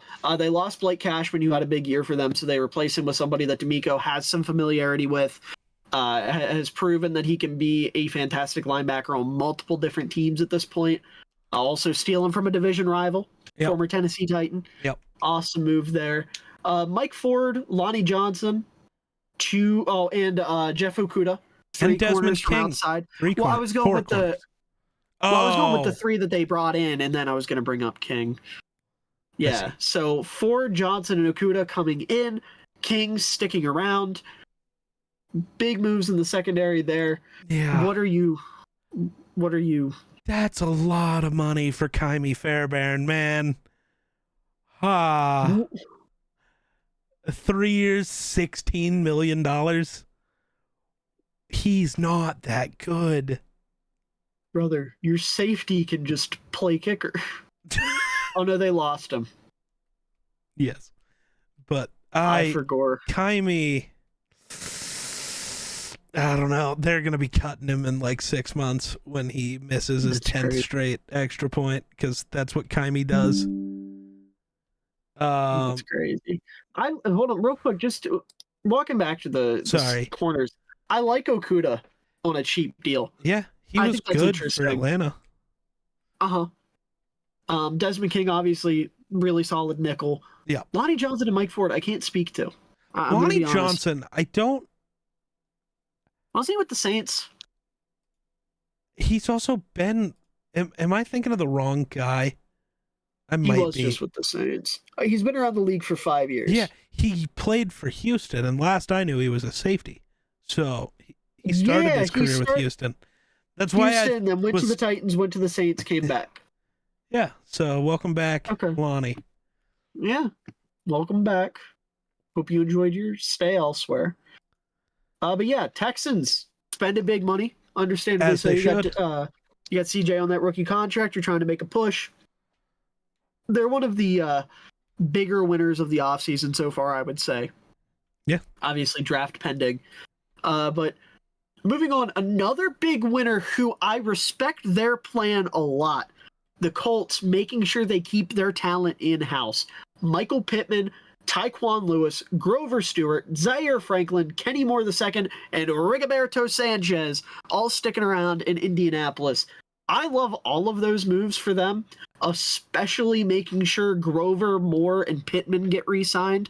Those are 3 big pieces for them. Pittman's getting a lot of money. Pittman's getting a lot of money, but it's the NFL. Receivers get a lot of money now. I know, but Pittman... Dude, it's 3 years, $70 million with 46 guaranteed. Next year, he'll be like 15th highest in AAV. That's still too high for the 30th best receiver in the league. I think 30th is being a little disrespectful. He's top 20. I don't think so. I have not seen a single thing from Pittman that makes me think he's a real number 1 guy. He's 2-time 1,000-yard receiver. Always been really consistent. Big body target. Good downfield. He has issues that matter. Yeah, you're a 1,000-yard receiver when you're on a team that doesn't have a single other receiver. Good for you. Josh Downs is just chopped liver, I guess. Josh Downs has been there for both 1,000-yard seasons? He was there for the second one. The one that got him paid. And he didn't start, and Josh Downs didn't start playing till like week 8, but yeah, cool. So my point still stands. Cool, so he had another receiver in Indy for 8 games, guys. That really changes my argument. Alex isn't bad. But he hasn't played that much. Oh yeah, that's right. Alex. Good God. It's been Michael Pittman, and that's like it for every quarterback that's been there. Of course it feels like he's got, I'm not saying like same player, they don't play the same style, but he's putting up numbers the way like Darnell Mooney did. Where it was because you're the only receiver on the team. It's not because you're that good. We're going to have a conversation about Mooney when we get to Atlanta. Yeah, we will, and you're going to cook. But yeah, new signing for Colts. Okay. Joe Flacco. Yeah. I hate it. Yeah, they brought in Joe. Why? Our offense is built around a running quarterback, so let's get the most immobile guy to back him up. That makes no sense. Well, listen, I'll tell you right now. This move is Jim Irsay calling down from up top. He said, hey, that Flacco feller had a real good year in Cleveland last year. I want a winner like that on my ball team. They said, yes, sir, Mr. Irsay, sir. And they went out and gave him $8 million. All right. That has Jim Irsay. I guess that makes sense, but like, fuck. I mean, it literally has. I mean, yeah, I agree. I don't like the fit either, but Flacco's a capable backup. It'll be a massive shift if, God forbid, something happens to Anthony Richardson. Knock on wood. I don't think it will, but yeah. Either way, though, Grover Stewart, one of the more underrated defensive tackles in football, incredible run stuffer. Kenny Moore, one of the better nickel cornerbacks in football. I feel like I keep saying that. There's a lot of good nickel cornerbacks in the league now. Nickel cornerbacks have become incredibly important. Zaire Franklin stepped up big time for them with both Bobby Okereke and Shaq Leonard being gone. Tyquan Lewis, certainly capable as a rotational edge rusher, bringing him back on a 1-year deal. And then Rigoberto Sanchez has a cool name and punt good.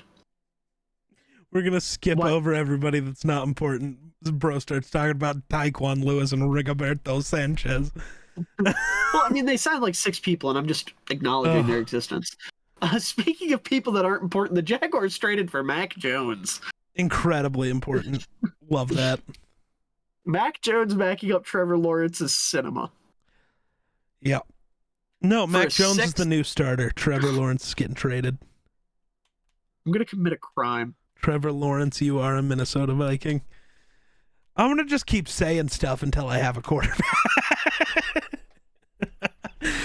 This is how you end up with Mitch Trubisky. Not specifically Trubisky, just that attitude is how you end up with a Trubisky level talent. You have Sam Darnold. I don't think so. I don't think any of the three guys we'd trade up.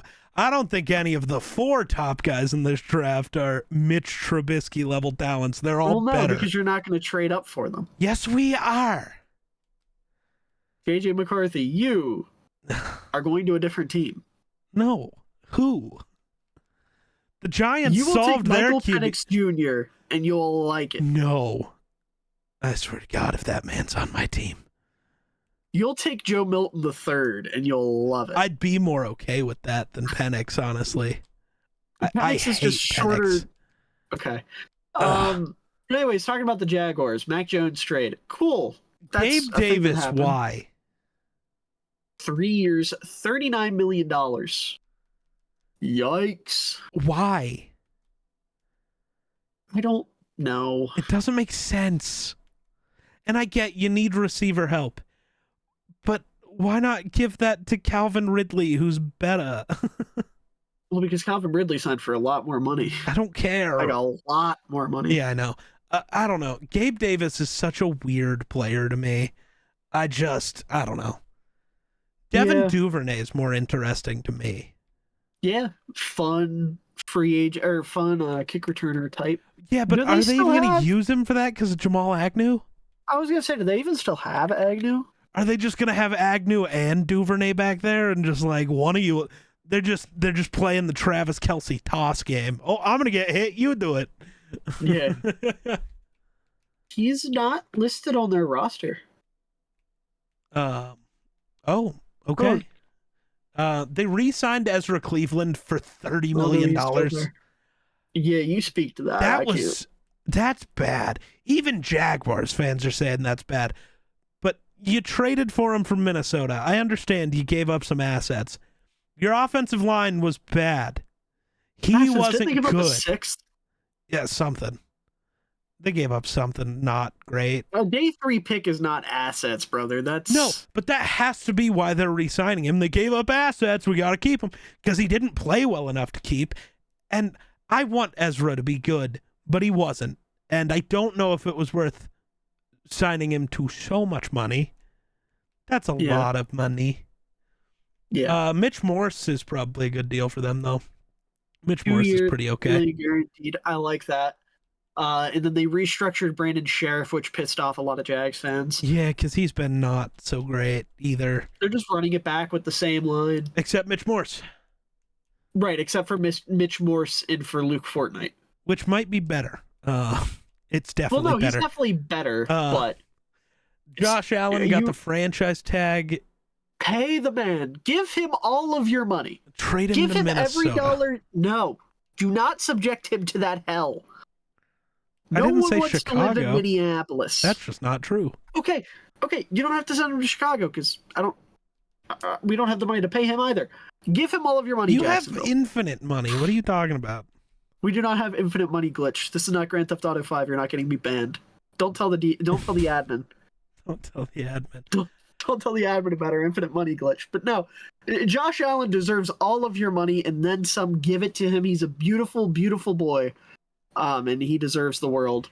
Is Darnell Savage better than Rayshon Jenkins? Because I don't know if I saw that they did that. I definitely didn't see that. 3 years for Darnell Savage? 3 years doesn't matter to me. It would be more about the money to me. But like, what's he making? What are they giving this man? What are they giving him? Please, Lord, please. 3 years, $21 million, 12 and a half guaranteed. Okay, so 12 and a half guaranteed isn't terrible. No, over 3 years, that's like $4 million. Right, but Darnell Savage isn't good at football. my bigger question, is he better than Rayshon Jenkins? Because that's who you cut. I'd say no. Well, then it's a bad deal. He's definitely not better than Andre Sisco. And I wouldn't say he's better than Antonio Johnson either. What about Andrew Wingard? Is he still a Jag? Yeah, he's still there. Wyoming legend. And also Ronald Darby. Yeah.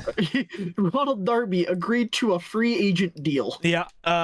Moving on to the next team in the South. Titans. Mason Rudolph. You are a starter. Better than Will Levis. Mason Rudolph, playoff quarterback. Will Levis, D-Hop merchant. Dude would go 1 of 18 and then just chuck a deep ball to D-Hop and we'd go, oh, he's good, see? Real ball. He throwing it back to 1945. Bro's just playing Madden out there. Yeah, I respect it. Tony Pollard, 3 years, $24 million. Why? I don't know, because, dude, look. Tyjae Spears exists.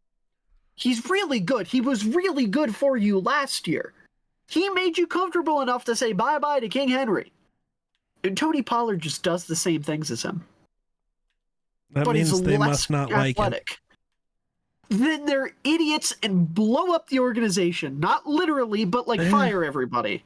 I'm not advocating for violence towards others. He's always advocating for violence. Yeah. I'm not. Okay. No, I'm advocating for violence towards others. Calvin Ridley, though, it's not that much more money. That's technically a lot of less money. AAV than what fucking Gabe Davis is getting, based off the guarantees. Gabe Davis is getting 13. I'm pretty sure it's structured in a way that he makes $23 million year one. Okay, probably worth that. Is he? Yes. At 30? Well, yeah, at 30, he's not worth that at 32, but he's not getting that at 32. Yeah, having him get half of he's making an average of $23 million a year. Except he's not. If only 50 is guaranteed, he's not making an average of 23 a year. That's not how that works. Only 50 million is guaranteed over the 4 years. He'll become the 10th highest paid wide receiver in the NFL. Ridley's $23 million AAV will slot in just behind that of Michael Pittman Jr., who inked a 3-year, $70 million extension. How are we deciding average annual value? Are we just basing that off of the incentive number, which doubles his contract? Because realistically, he's making $11.5 million a year is his guarantee. Yeah, that's his true guarantee. Which at that, cool. 4 years, 50 guaranteed. Jaguars offer was just shy of 20 million. The Patriots were about 22. But either way, I find their receiving core really interesting. It's like they're pretending they can compete. Yeah. But they don't have a quarterback or an offensive line or a defense. Well, listen, here's the thing. You're going all in on Levis, which I get. That's what you should do, probably. You want to put as much around Levis as you possibly can, which is why you signed Ridley. You also signed Lloyd Cushenberry, who he was really good that last year in Denver, but before that, wasn't fantastic. 4-year, $50 million with 26 fully guaranteed. So you're beefing up your center. You're adding some wide receiver, or you're adding another top receiver, sure. So now you've got Ridley, Hopkins, Burks, Kyle Phillips, other people. I don't know. The Titans offseason is weird because I get going in on your quarterback. What I don't get is going after a running back that is the same as the running back you have that is better, going after Calvin Ridley, and giving Lloyd Cushenberry that much money. I don't get it. Because, listen, if I were the Titans, I'd rather just sit at 7 and pick Roma Dunze or Malik Neighbors, because one of them is going to be there at 7. You can almost guarantee one of them is going to be there at 7. Because the team's trading up for quarterbacks. They don't want to take another risk on a rookie wide receiver because Treylon's been risk. Neither one of those guys are a risk. Oh my God. every draft pick is a risk, you absolute moron. Okay, it's a risk. It's a fucking draft pick. If we're saying that, then drafting Caleb Williams is a risk. Drafting Marvin Harrison Jr. is a risk. Obviously, Technically, they're yes. a risk. When you can get a good player, or you can take a chance that a rookie might be as good as Calvin Ridley, I get it. I don't know. I think it's also weird, and I know it's different. What's it called? Different general managers, but ownership from their perspective, paying Ridley $92 million and not being willing to pay AJ Brown $100 million 2 years ago. That's a little weird. It's crazy. Like, and again, I get a different GM, so they're probably wording it differently, speaking differently. But like at the end of the day, with big moves like that, ownership gets the final say because they're the ones who have to dish out the guarantees and whatnot. So I think that's what it was, is the guarantees. For AJ Brown, it was definitely more than 50. It had to have been. It had to have been. His last contract, total guaranteed 57.2. Ooh, okay, that's worse. That's bad. 57.2 over 5 years. Yeah, you gotta. Or 4 years. That's worse. That's so much worse. Okay. Guaranteed at signing 40 or 39.999 guaranteed at signing. The Titans are dumb. I don't know. They got Chidobe Awuzie though. Yeah. And Kenneth Murray replaces Aziz, so he's a linebacker. Though. Chidobe's great. They got maybe the actual best nickel corner in the league. So I don't know if I'd call Chidobe the best nickel corner in the league. Okay. I don't think I'd go that far because fucking Chiefs. Why can't I think of his name? Their nickel corner is the best in the league. McDuffie. Trent McDuffie. Okay. Or no. Right? I don't. Who's the one that was just a fucking all-pro? Is it him or Snead?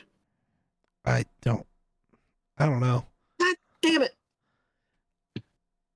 You're the Why one can't I yelling. remember? Because they switched the two of them out at nickel. Oh, yeah, and the Jaguars got fleeced by Will Lutz, and they ended up signing Nick Folk. I forgot that happened. Will Lutz said he was going to sign with the Jags, and then he went back to Denver. So that's unfortunate. Yeah, and he also made it to the Jaguars that have to give up a third-round pick. Oh, you mean Nick Folk.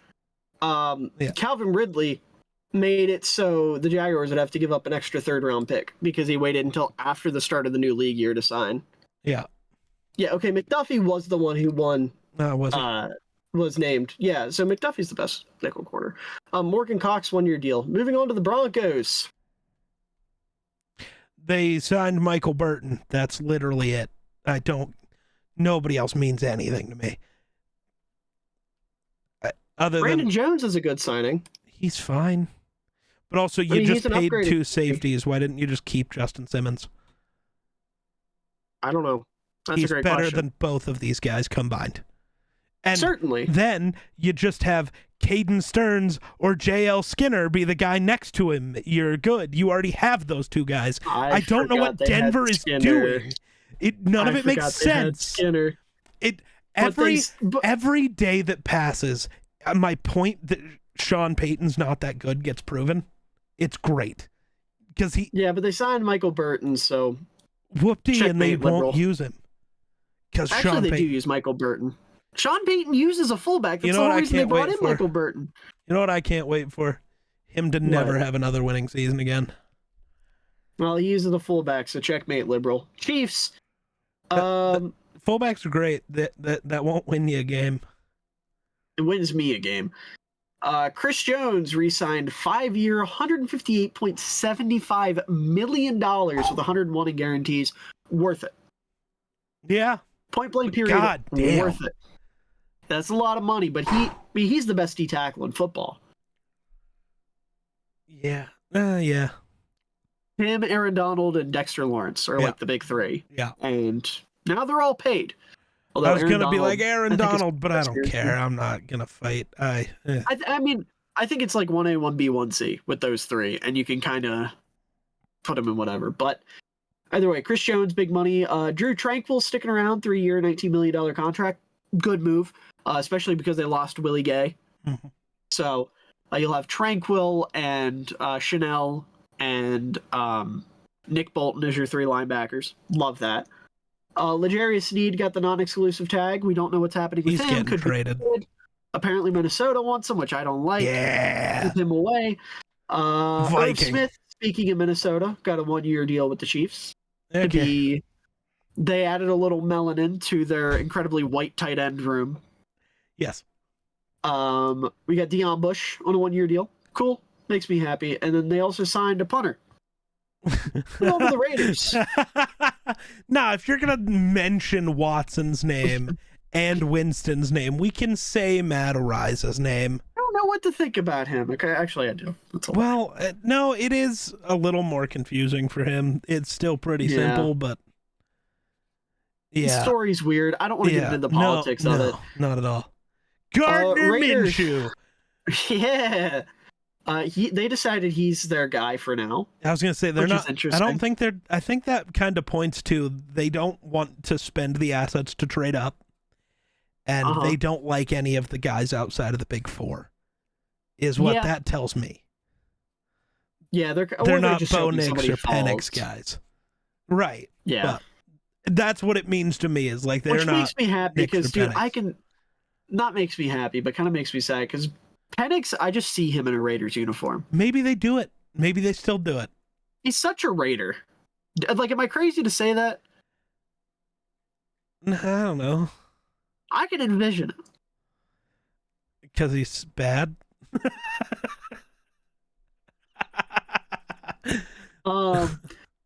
They also gave Amir Abdullah another year, which, how is he still in the league? Goat. That's why. That's how. Andre James re-signed a 3-year, $24 million contract. Good move. Yeah, I like it. Keep your center around. He's pretty solid. And then here's the big what the hell. Christian Wilkins, 4 years. Just a lot of money. Like, what the hell? That's a lot of money. 4 years, $110 million deal. 84.75 million guaranteed, which I wasn't aware of. I thought it was 100 million guaranteed. So that actually makes me feel a little bit better about it. Here's the thing about Wilkins. Love the guy. He's really good at run defense, like awesome, incredible, one of the better run defenders in the league. Not a good pass rusher. In terms of like pass rush win rate and pressures and the analytics, not fantastic. In terms of the analytics, as the only guy on the Miami defense that existed for the entire last half of the year, his analytics were bad.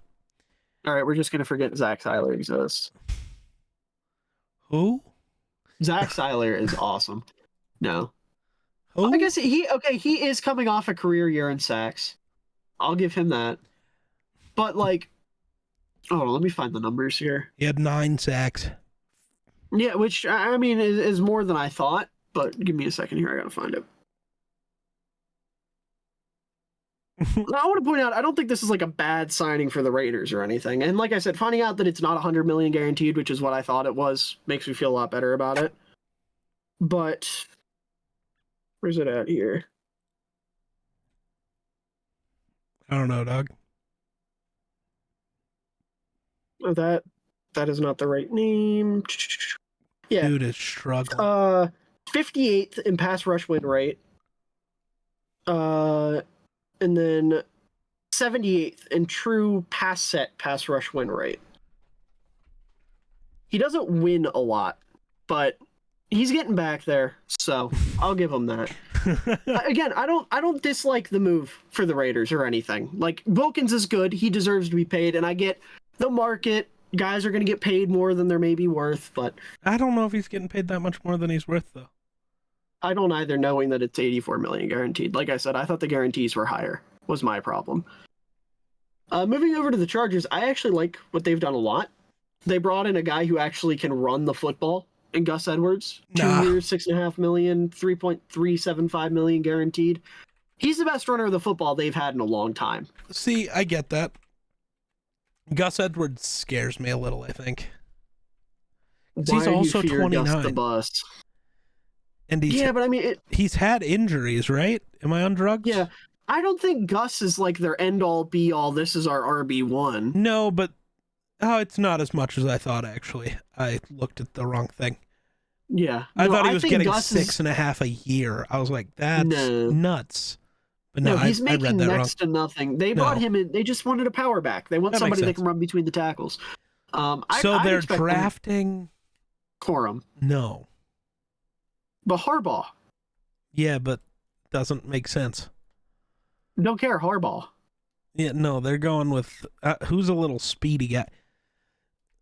Who's I don't a know. I don't. speedy receiver guy? Who's the Austin Eckler of this draft? I have watched Braylon Allen and Blake Corum, so I can't say. Hold on, un momento, por favor. Continue talking about the Chargers. I don't have anything to say about the Chargers. I'm moving on. Okay, hold on, real quick. Will Dissly, great blocker. Love him as a tight end too. Aloha Gilman, always been a big fan of his. Dissly won't matter when they draft Brock Bowers. That's all I know. He'll be their tight end too when they draft Brock Bowers. Okay. Anyways, talk about the Cowboys because there's not much going on, but I can talk about the Cowboys getting screwed as Eric Kendricks or not the Cowboys getting screwed. The Niners had an agreement in place with Eric Kendricks, and he backed out and decided to go rejoin Mike Zimmer in Dallas. So Eric Kendricks is the Leighton Vander Esch replacement, I guess, because we're unsure if Leighton will ever play again. They also re-signed their long snapper. That has been the Cowboys' offseason so far, is sitting on their hands, doing nothing. And that's probably how it continues, because the Cowboys are dumb and Jerry fell asleep. But Eric Kendricks is old and washed, so this doesn't really help them much. And I love Eric Kendricks. He's just not that guy, pal. He's just not that guy. Yeah, I don't know. I'm going to talk about the Giants a little too, because Miller's still on the phone. Sorry, my mother called me. Did you tell her we needed to talk about Eric Kendricks? That was more important. She called me. Shit, now she's calling me again. What the hell? All right, I'm moving on. Jermaine Illuminor is cool. It's a lot of money, though. Isaiah McKenzie and Devin Singletary make sense. They're just pairing back up with their old coach and Brian Dable. John Runyon, I hate. That's a bad move. How much do they give Runyon? If it's more than $1, it's too much. I used to like John Runyon. Cool. I don't anymore. I don't anymore. You got anything else to say about Singletary and McKenzie? $30 million, $17 million guaranteed. Wowza. Yeah, and they're paying Jermaine Illuminor, like the weak spot on the Raiders O-line, $14 million. So Illuminor's actually not terrible. He's not good. He's better than Evan Neal by a lot. I don't know if it's by that much. But poor Evan Neal, bro. Yeah, Singletary, cool. Singletary and McKenzie are entirely just because Dable remembers them from Bills. Yeah, and I mean they'll play a role for Dable. Absolutely. They're good.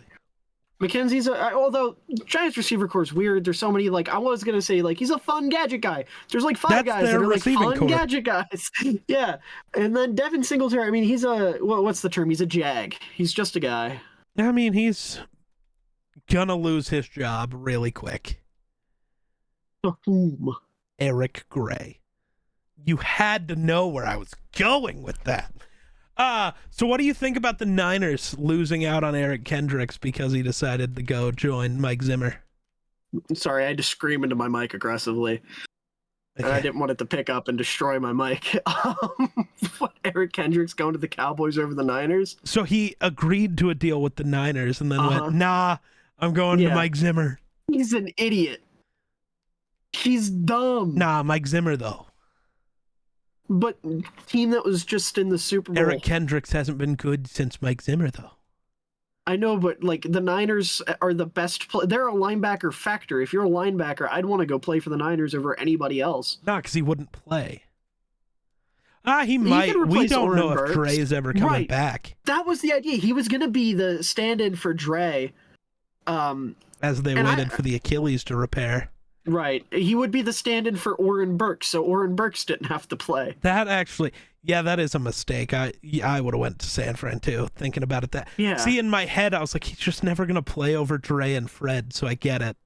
But okay, I gotta ask this because this is gonna bother me. Do you have a piece of gum in your mouth, or do you have a tongue piercing? not a tongue piercing, but not a Okay. piece of gum. I'm just chewing on things. That's what I do. Okay, I didn't know if because there's just every time you open your mouth, there's a little Yeah. blue thing, and I was like, this guy pierced his tongue. I wasn't judging. I was just might like, that is a actually. I that probably is a won't. commitment. That would bug me. I think Yeah, I feel like that's a really uncomfortable thing. probably. Yeah, Um, that would not be the Another- piercing I get. Another wacky thing the Giants. I don't like how you said that. That sounded ominous. That was the point. I'll ask this guy to take off his shirt. Definitely that not wasn't doing a fat that. joke. Good That God. wasn't a fat joke. Oh I my wanna make that God. clear. I would No. have no room to talk. The Brian Burns thing is weird because they basically just traded Leonard Williams for him. Uh-huh. But paying him all that money, you know what this reminds me of? Khalil Mack, Yeah. sack This- attack. Yeah, this reminds me a lot of the Bears saying, we have a competent roster and a quarterback. Let's go trade a bunch for an edge rusher. Now, they didn't trade a bunch, but, like, let's go pay a bunch of money to an edge rusher. This is like getting if the Bears got Khalil Mack for cheap. So it's But not going to Drew be as Lock. bad.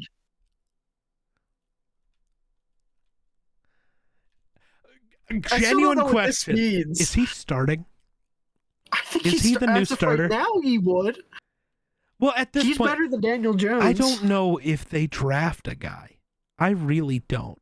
If one's there at 6, I think they'll I pull the don't trigger. know if they do because they can't move on from Daniel Jones for so long.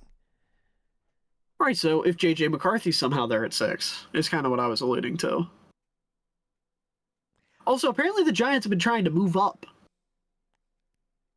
Brad Biggs, who's like the most dialed-in Bears insider, said the Giants have been calling the top teams and tried to call Chicago about one, but they said no. See, we'll get to that when we get to that. But Brian Burns, I mean, good player. That's a lot of money, though. Yeah, but him and Kayvon is really fun.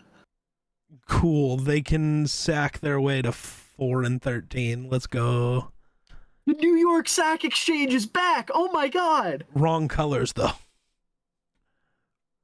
Oh, that's right. They were the Jets. Fuck it. They're in New York now. Well, they were in New York before. Well, technically, Fuck it, they're not. They're in New Jersey. So They're are in the Jersey. Jets, though. There's only one New York team, and that's the This Bills. is the Jersey. Are you sure you want to drop back against these defensive linemen? Right? That I wasn't hate funny. you. That wasn't funny. Speaking of the Giants, Saquon's an Eagle. Hold on. Didn't the Giants have a crazy name for their defensive line? I don't know. I don't care. I Saquon forgot the New Barkley's York an Sack Eagle. Exchange was the Jets. I'm actually an idiot. Hold on. My I God. gotta see this.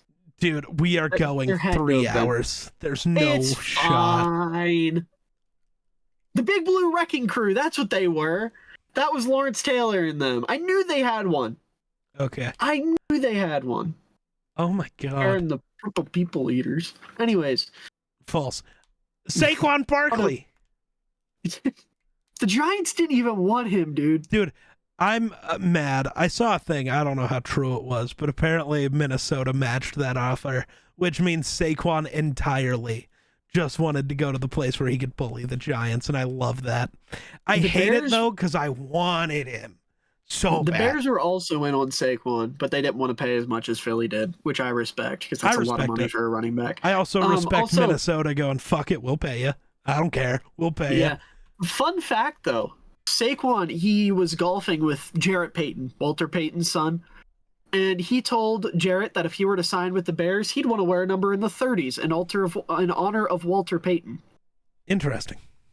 Yeah. That The would have Giants looked have awful. 26, or do the Eagles have 26 open? Don't care. They will now. Yeah. Well, actually, I don't think it would have looked awful because 30 looks really cool in the Bears font. Does it? Yeah, Who's wearing I like 30? for the Bears, no one right now, but Roshan wore it in the preseason, and it looked Ah. really cool. Gotcha. But yeah, no, Saquon to the Eagles, awesome. This is obviously we've seen them get a lot of production out of running backs that aren't as good as Saquon. So adding him behind the best or I guess I can't say the best offensive line in football anymore. Kelsey's gone. Yeah. Well, I just got reminded that he retired. That's very sad. Did you see where he let his the Eagles medical guy wrap him up one last time for his presser because he missed the whole last season because he was like he was fighting cancer? That's cool. Yeah, he was going through treatment for cancer. So for the presser, he got to wrap up Jason one last time, which was really sweet. Jason Kelsey's such a sweet guy. I love Jason Kelsey. Yeah. When I grow up, I want to be Jason Kelsey. Same. And he met his wife on Tinder, which means we all still have a chance. He met her on Tinder without her knowing that he was Jason Kelsey. So we all still have a chance. Where's the app store? Yeah, let's go. Miller's downloading Tinder. No, but anyway, to be more specific, or to answer my own question, no, the Eagles do not have a player wearing the number 26. Landon Dickerson's back. Like you said. Yeah, Landon Dickerson, big old contract. Apparently, he said something to the effect of he's spending that money on a lawnmower. Nice. Which is funny because people laughed, and then he posted a picture of his yard on Instagram. Yeah, he said he wanted to buy a new lawnmower. He bought a $50 million lawnmower. Let's go. He said, I have a financial advisor. So they asked him what he was going to spend it on. He said, I have a financial advisor for a reason. I don't know. I may go get a new lawnmower, something I've been looking into, a 0-turn model. And then they laughed it off. And then he posted a sky view of his yard. And it was the most perfectly cut lawn I've ever seen in my life. How in cartoons and TV, they have the perfect stripes where they're alternate light green, dark green, light green, dark green. His yard is that. Perfectly. It's beautiful. Brandon Graham's back. 1-year deal, yep. Bryce Huff. It's his retirement tour. Bryce Huff is interesting. That is a lot of money. Oh my God. That's a lot of money, but he is one of the most underrated pass rushers in the league. One of the most underrated attackers of the quarterback in the sport. We'll see. I mean, yeah. The only thing that I don't like about this is Nolan Smith is getting so screwed. They don't care about him. They need to actually just use him the correct way. The reason Philly's defense was so good is because they used a rotation of defensive linemen and pass rushers. Yeah, Last year, they didn't rotate anybody. So Hassan Reddick looked bad because you're forcing him to be an every down pass rusher, and he can't. None of them can. The Eagles don't have a single guy who is an every down guy, except maybe Jalen Carter can be an every down player. But if I got the chance, I wouldn't want him to be. And speaking of him, Fletcher Cox retired. Yeah. Is he a Hall of Famer? I don't know. I don't know either. I don't know enough about Fletcher Cox. I don't either. I just know funny name, always really good, wears a cool visor and face mask. He's probably going to be, but I don't know. Yeah. Zach Bond agreed to a 1-year deal. He's a linebacker. That's good. They need those. Julian Aquara signed to a free agent contract. Again, don't know what it is, but okay. CJ Gardner-Johnson, after talking boatloads of shit about the city of Philadelphia, said, hey, city of Philadelphia, how about me for 3 more years? I love it. I think it's funny. Jake Elliott. That's a great addition. More importantly, real quick, before we move off CJ, that's an awesome deal for them. They need CJ back. We saw what their secondary was without him. Yeah. Sidney Brown, he had a couple flash plays for them last year. I'm still not a big fan. Andy got hurt. Marcus Epps was still the bigger loss. Oh, okay. But CJ Gardner-Johnson coming back is big. Jake Elliott, go ahead. Say your kicker. No, Jake Elliott. 4 years, $24 million, only 14.2 guaranteed.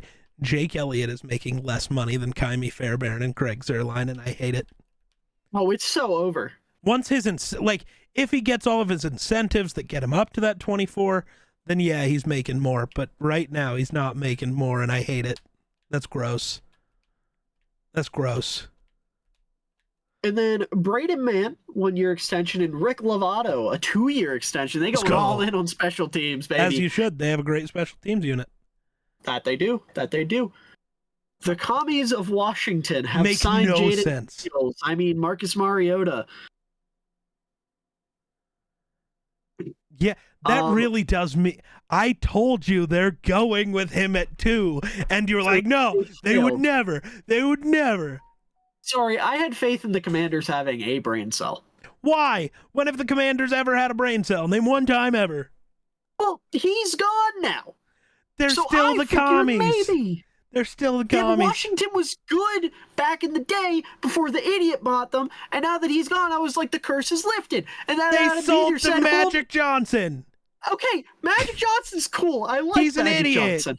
But Adam Peters said, hey, hold my beer. We're going to Actually, you know what? It's probably all Magic. Go out there and get me the Heisman winner. Yeah, that's how it's always been. He wants the flashy guy. And Jaden Daniels is more flashy than anybody except Caleb. I feel like the astronaut. And even then, they might still take Jaden Daniels, even if it's Caleb that falls, because the Heisman winner, flashier guy. Because Caleb makes flashy plays, but he's not the flashier player. Yeah, I feel like the fucking astronaut meme where it's like, it was all Magic Johnson. It always was. It always was. Oh my god. Speaking of signing flashy players, Austin Eckler. Dude, this team makes no sense. Why? Zach Ertz, I guess, because player get better. I think what happened was Magic Johnson woke up the other night at like 3 a.m. You know, when you used to fall asleep watching Nickelodeon, you'd wake up to like George Lopez. Yeah, listening to He woke up to like, right. He just woke up to like top 100 plays of 2014. She's like, wait a minute, guys, I have an idea.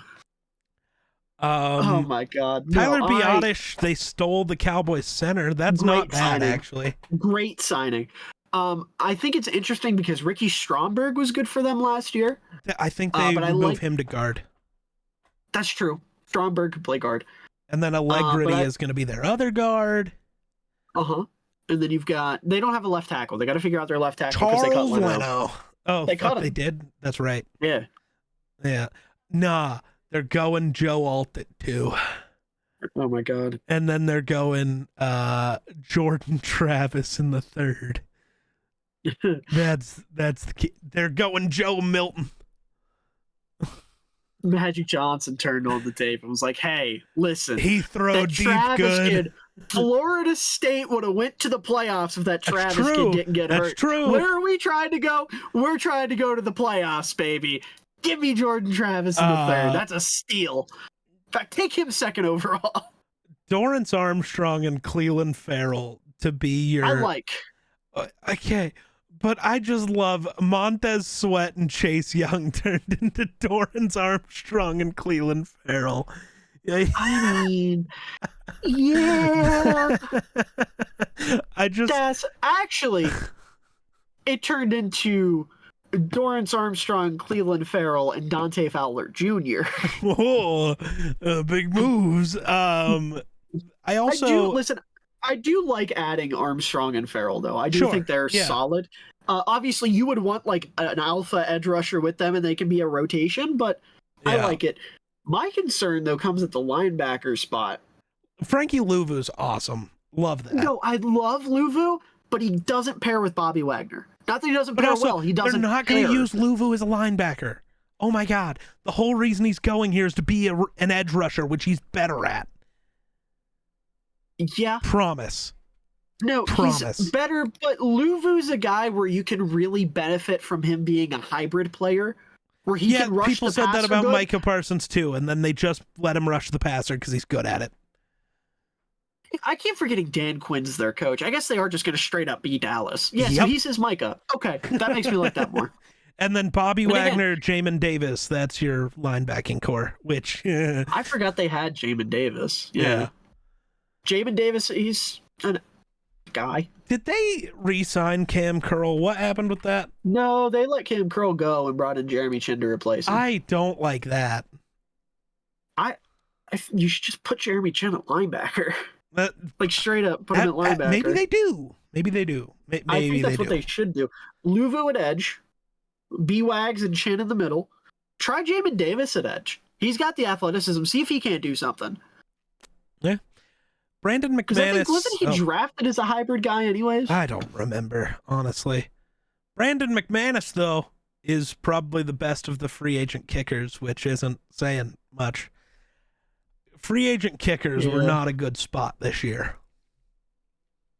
This is the type of year where you call Adam Vinatieri and ask if he wants to come off the couch.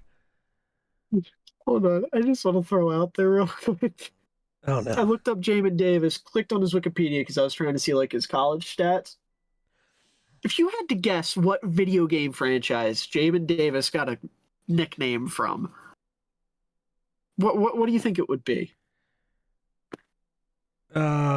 Dude, I'm just staring at a picture of Pac-Man right now, and I don't think it's not that but one, I'm just stuck there.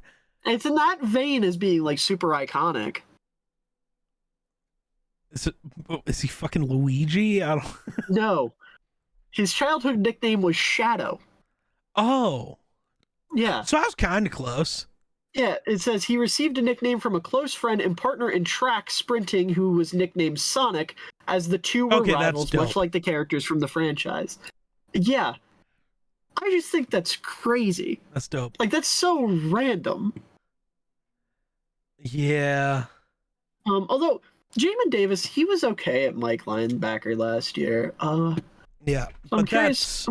I'm curious what their plan is, though. I don't like Jeremy Chin as like a straight-up safety. He's got to be like a hybrid. And I guess if you look at Dallas, Malik Hooker is very much that kind of like hybrid safety, so I guess that's the Jeremy Chin role they're looking at. And then their other safety, they've got Percy Butler. I don't like him starting. I think Quan Martin would probably be more of like their true. No, I feel like we're missing something from Washington. Are we? A safety. I feel like. Maybe not. Who is that guy? Derek Forrest. I thought he was supposed to be good. Yeah. I don't know what Jeremy happened. Reeves. Him too. Yeah. I don't know. Maybe partially towards ACL though. They also brought back Jamison Crowder. He's still around? Yeah. Oh. Okay. Jamison's still kicking. Let's skip over the North in this running and go straight Falcons to the time. Dude, what the fuck are we doing, Atlanta? 4 years, $180 million for Kirk Cousins. To be fair, it's 100 guaranteed, and he's getting 90 of that in the first 2 years. Right, he's getting half of his money in the first 2 years. I know it's all incentive based after that. Kirk literally said in his press conference, with Minnesota, it felt like a year-to-year thing. I picked Atlanta because they were offering me long-term security. He's playing out this 4-year deal. Yeah. He's gonna earn all 180 million of it as the Falcons fail to make the playoffs again and again and again. Well, I think they'll make the playoffs. No, I've seen this story before. He joined a much better roster in Minnesota and never won. So. Yeah, but that Minnesota team had the Packers in their division. Who's in this division? The Packers didn't even make the playoffs the year after Cuzzo got there. I don't think. So, the year after Cuzzo got there, so the Bears. 2018 was the Bears. Yeah, so like they had other competent teams in their division. What, are you scared of the Saints? The Panthers? The Bucks maybe a little. The Bucks? And the Panthers, maybe. There's a lot hinging on the Panthers. We'll talk about them in a second. If Canales figures out Bryce Young, we will see. We will see. There's a lot of questions about them. But that's a lot of money for Cuzzo. It's a lot of money, but like you've had one quarterback in the past 20 years. Okay. You had Matt Ryan. Yeah. This is a team that is desperate for good quarterback play. They see Kirk sitting in free agency, coming off probably the best start to a season for him ever. Right. But also coming off a torn Achilles. Right. Coming off a torn Achilles. But it's not like Kirk's a guy who makes his money running around and moving. No, but I don't know. I'm saying, I think how Kirk many Cousins guys have we seen come back from a torn Achilles? I don't know. I'm not an Achilles expert. I'm not the Achilles associate. I don't know. I can't think of a good word that starts with A. But like I like it. It's a lot of money, but I like the idea of going out and getting Kirk. Like, that's good process. Fuck ton of money, though. Darnell Mooney, 3 years, $39 million deal with $26 million guaranteed. So only 26 in guarantees. Less than $10 million a year in guarantees, which, by the way, is less than he would have been getting in Chicago if he had stayed. Because Chicago offered him a contract where he'd be getting $10 million a year in guarantees. That's crazy. I like this move a lot for Atlanta. Listen, I know I talked a lot of shit about Mooney during the regular season, but taking off the rose-tinted glasses of, Fields can't be at fault. Fields is the golden child who was right always. What was really going on is Darnell Mooney's a really solid 2 and an incredible 3. He's a great deep threat that can stretch the field and create separation. The Falcons don't have that. And getting him to pair with Drake London, who he complements beautifully, because they're two very different types of players, and giving Kirk a guy who he can just send it downfield to if he needs to, I think is a good move. Like, I'm not saying Darnell Mooney's going to come out and be a 1,000-yard receiver again, but like, as the third or fourth option in your offense, I don't think I said he's going to be a 1,000-yard receiver. I said he's going to make Bears fans look stupid, is what I said. I don't know. Which I do believe, because he's going to come out and look like a real receiver again. And I still want to bet on him being bad just because it would be funnier. Oh, sure, but I'm going to bet on him being good. Well, because I've also talked a lot of shit, so I'm just going to stay talking shit. No, sure. He does have a real quarterback now, so that's terrifying. And that's the thing. Real quarterback plus... I just want the Falcons to sign KJ Osborne now. Put him on the same team. Fuck it. But yeah, no, the... how do I want to put this? I like the pairing with him and Kirk, which apparently Kirk recruited him, which is cool. Interesting. Because Kirk was just like, hey, Darnell, listen, I know you've never played with a real quarterback. Come on. Let's make you some money. Let's make you some money. But, I mean, the Falcons, who's their third receiver? Mac Hollins. I like Mac Hollins. Now, I think... Hold on, let's find this out.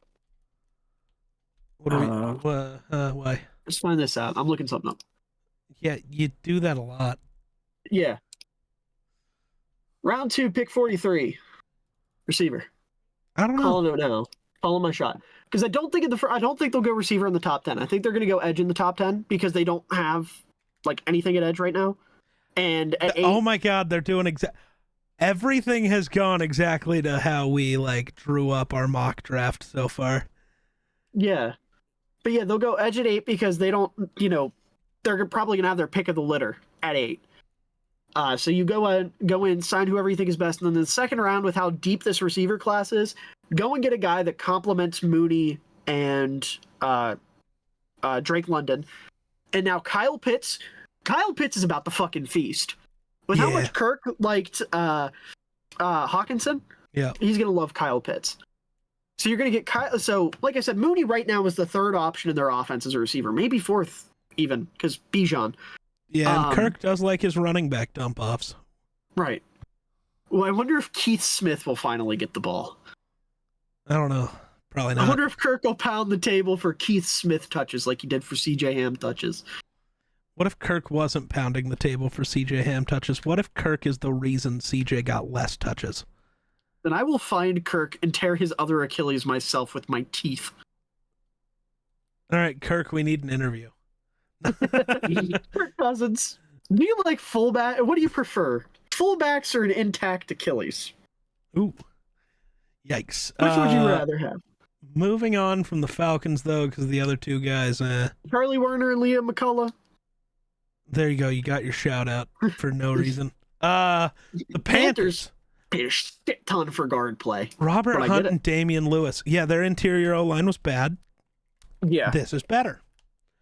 This is substantially better. Yes. So now you've got an offensive line of Ike Ekwonu, Damian Lewis, Austin Corbett, or Corbet, I don't know how he pronounces Yep. it, Robert Hunt, and Taylor Moton.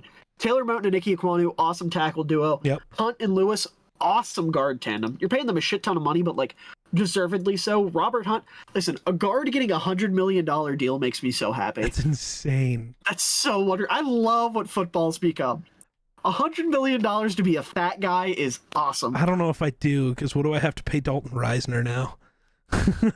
Yes. Yeah, pretty much.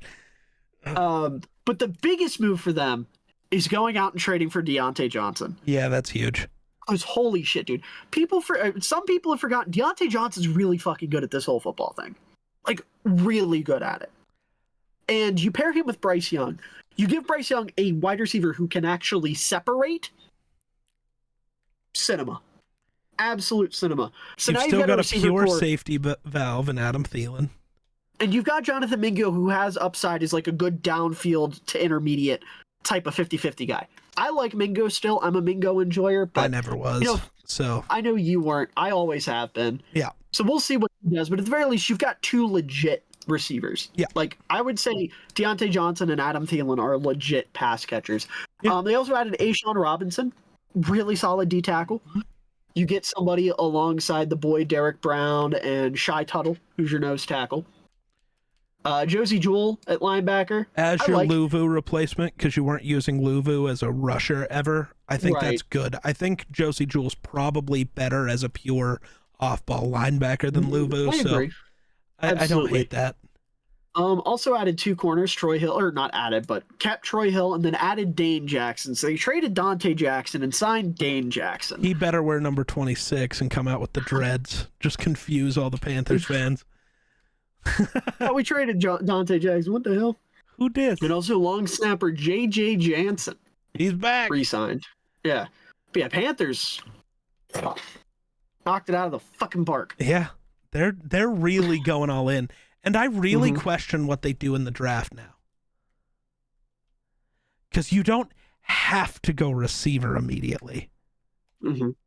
They will still get one at some point in the draft. And this is a very deep receiver class from what I can tell. So, like, I'd really like them to trade up for an edge rusher. Yeah, that makes sense. sense. If one starts to slip into like the late first, yeah, I'd love that. The Saints brought back Tyrann Mathieu and Demario Davis. Also, because like, have you seen the Panthers edge rushers?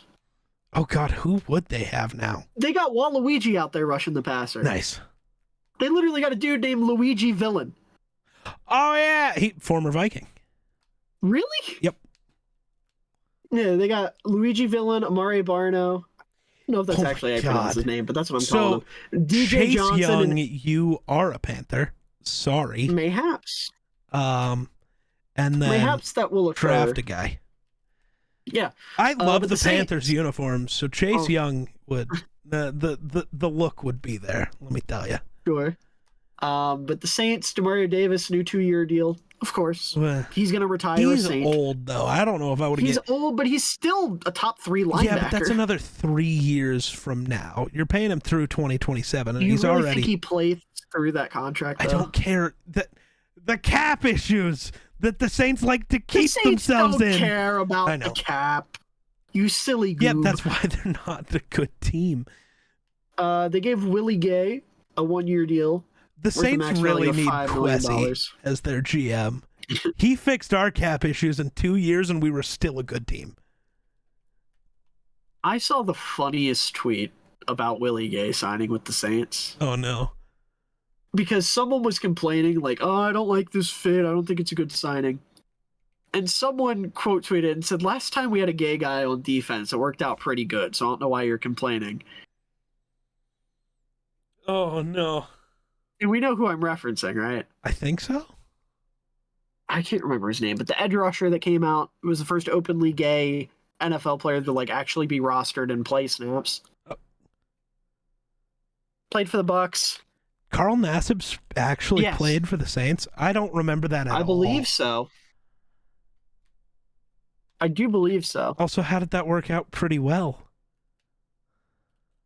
Am I crazy? I think so. What? I don't know what the fuck they're talking about. Did they have a guy named Gay? I have no idea. Looking up gay saints maybe wasn't the best thing. Second result I get is from Q Spirit, lesbian, gay, bisexual, transgender, and queer saints. I mean, more power to them, but that's not what I was looking for. Third result, Quora. Are there any Catholic saints who are gay? Jesus. Hold on, maybe I'm going crazy because Valente was telling me about this. I don't think Carl Nassib. He didn't play for the Saints, but who was gay? Randall Gay. Who is Randall Gay? He played for the Saints and was on the Super Bowl team. That's who they were talking about, I guess. Yeah, that makes more sense. Fucking Miller. Now I have gay Saints in my search history. You're going to get some weird ads. Tyrann Matthews back. He's going to retire a Saint. I don't know. Who cares? I mean, mayhaps Cole Kmet's son getting paid. That's all I care about. Who cares? It makes me happy. Moving on to the Buccaneers. Baker Mayfield. Baker, Mike Evans, and Levante David, and Antoine Winfield all sticking around. Am I terrible for thinking? Yeah, Baker's contract is better than Cuzzo's.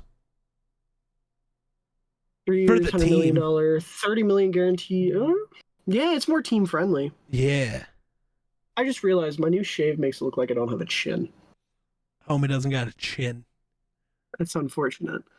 But yeah, no, I like the move for Tampa, obviously, keeping around Baker. They've just re-signed people, though. That's literally it. They have not brought in a single outside guy.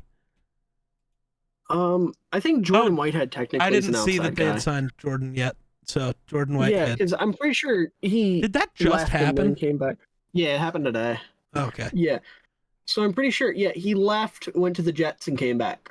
Gotcha. So welcome back. Mike Evans, Greg Gaines, Levante David, Antoine Winfield. Woo. Chase McLaughlin. Yeah. Did you see the interview with Baker where he was talking about the signing, like the press conference? No. So someone asked him like if he felt he deserved more money or if he could have gotten more money. And he was, he gave this real politically sound answer, like, no, I want to do what's best for the team. Ultimately, this is still life-changing money. Like, I'm in a great spot, blah, blah, blah. And then after he finished, the Bucs GM piped up and goes, yeah, and he's got no sales tax. Or no property tax or whatever it is. Whatever. No state tax. Which means he does make more money there. Yeah. Like that. That's the other thing, I guess. Cuzzo is actually only making about 22 a year instead of 45. Yeah, but that's not fun to say. Taxes are dumb. Taxation is theft. Okay. The fucking Cardinals have done a lot, but by doing nothing. I forgot we still have to talk about the whole ass NFC West. Okay. And the NFC North. We got to cook. I don't care about the Cardinals. Let's move. DJ Dallas. Hold on. I do want to say real quick, Justin Jones from the Bears, 3 years, $30 million. That's a lot of money for Justin Jones. Yeah. Awesome, though. Glad he got his bag. Jonah Williams, 2 years, $30 million after cutting DJ Humphries. That is a very lateral move. That is very lateral. 2 year, $30 million is crazy. Sean Murphy Bunting hurts my soul. I wanted him as a Viking. Oh, okay. But that's a lot of money for Murphy Bunting, so I'm kind of cool with it. They also tendered Greg Dortch. He's sticking around in Arizona. Nice. But I will say, the Jonah Williams move, I'm a little bit lower on than when I initially saw it. Because when I initially saw it, I was like, okay, stopgap if they can't get, like, not a stopgap, but like security if they can't draft a tackle at 27 or trade up for a tackle from 27. 2 years, $30 million, you're probably not drafting a tackle this year. Because this is an awesome tackle class, and they're liable to have a good one sitting with them at 27. Rams, Jonah Jackson and Kevin Dotson. Well, first of all, Kevin Dotson re-signing huge. Yep. That's incredible for them. He's been awesome for them. Colby Parkinson, I like as a 3-year deal. Yeah. It's a good tight end depth. Darius Williams is back. He was awesome for the Rams last time he played for them. Jonah Jackson is not good. Why did he make so much money? He's not. Is he that bad? He's not $34 million guaranteed good. Although, This is what I guess you could say happens the when same you thing let about... this is what happens when you let Robert Hunt get $100 million. I will say, maybe they're hoping they can do with him what they did with Kevin Dotson. So Yeah. I'm with that. But Steve Avila, you are a center. Yep. Niners, why would you extend any of the linemen from last year? Colton McKivitz gets a 1-year deal. Cringe. Edge rushers, though. Leonard Floyd and Yetur Gross-Matos. Me like. Good depth. So Good rotation opposite Randy Nicholas Gregory Bosa. and Chase Young, you are finding new teams. Yeah, probably. I feel like that's better rotation. Gregory and Chase Young. I would have rather had them. Well, Chase Young doesn't defend the run. I know the playoffs, except run defending is the reason he won Rookie of the Year and is like the thing he's been early best in his at. year, but it's not anymore, though. I mean, last year he was not a good run defender. On the best defense he's ever been on, he wasn't a good run defender. Yeah. That matters. Anyway, but Leonard Floyd is a really, really solid rotational edge. I love that signing for them. And Yetur Gross-Matos, the Niners are just like linebackers. They're a D-line factory. They're always going to find ways to get more out of defensive linemen than what they're worth. Yeah. So I like Matos signing there because I've always liked Matos, and I've always wanted to see him do something. So that's pretty cool. George Odom signing on a 2-year deal. Good special teams guy. Like that. Seahawks, last NFC West team. Pharaoh Brown. Okay. Noah Fant re-signing. Oof, that's a bigger contract than I thought it was. Good for him. The Seahawks have their new fullback. Nick Harris signed a deal with them. What? Nick Harris played fullback for the Browns last year. Oh. He was their backup center and played he's fullback. Probably going to be the starting center because Seattle doesn't have one. No. Okay. Leonard Williams is back, so that's good. That's a lot of money. Rayshawn, yeah. But, I mean, you invested a 2nd-round pick in him. I get it. Yeah. This is actually an example where investing capital in somebody in a trade does matter because giving up a 2nd-round pick is a lot.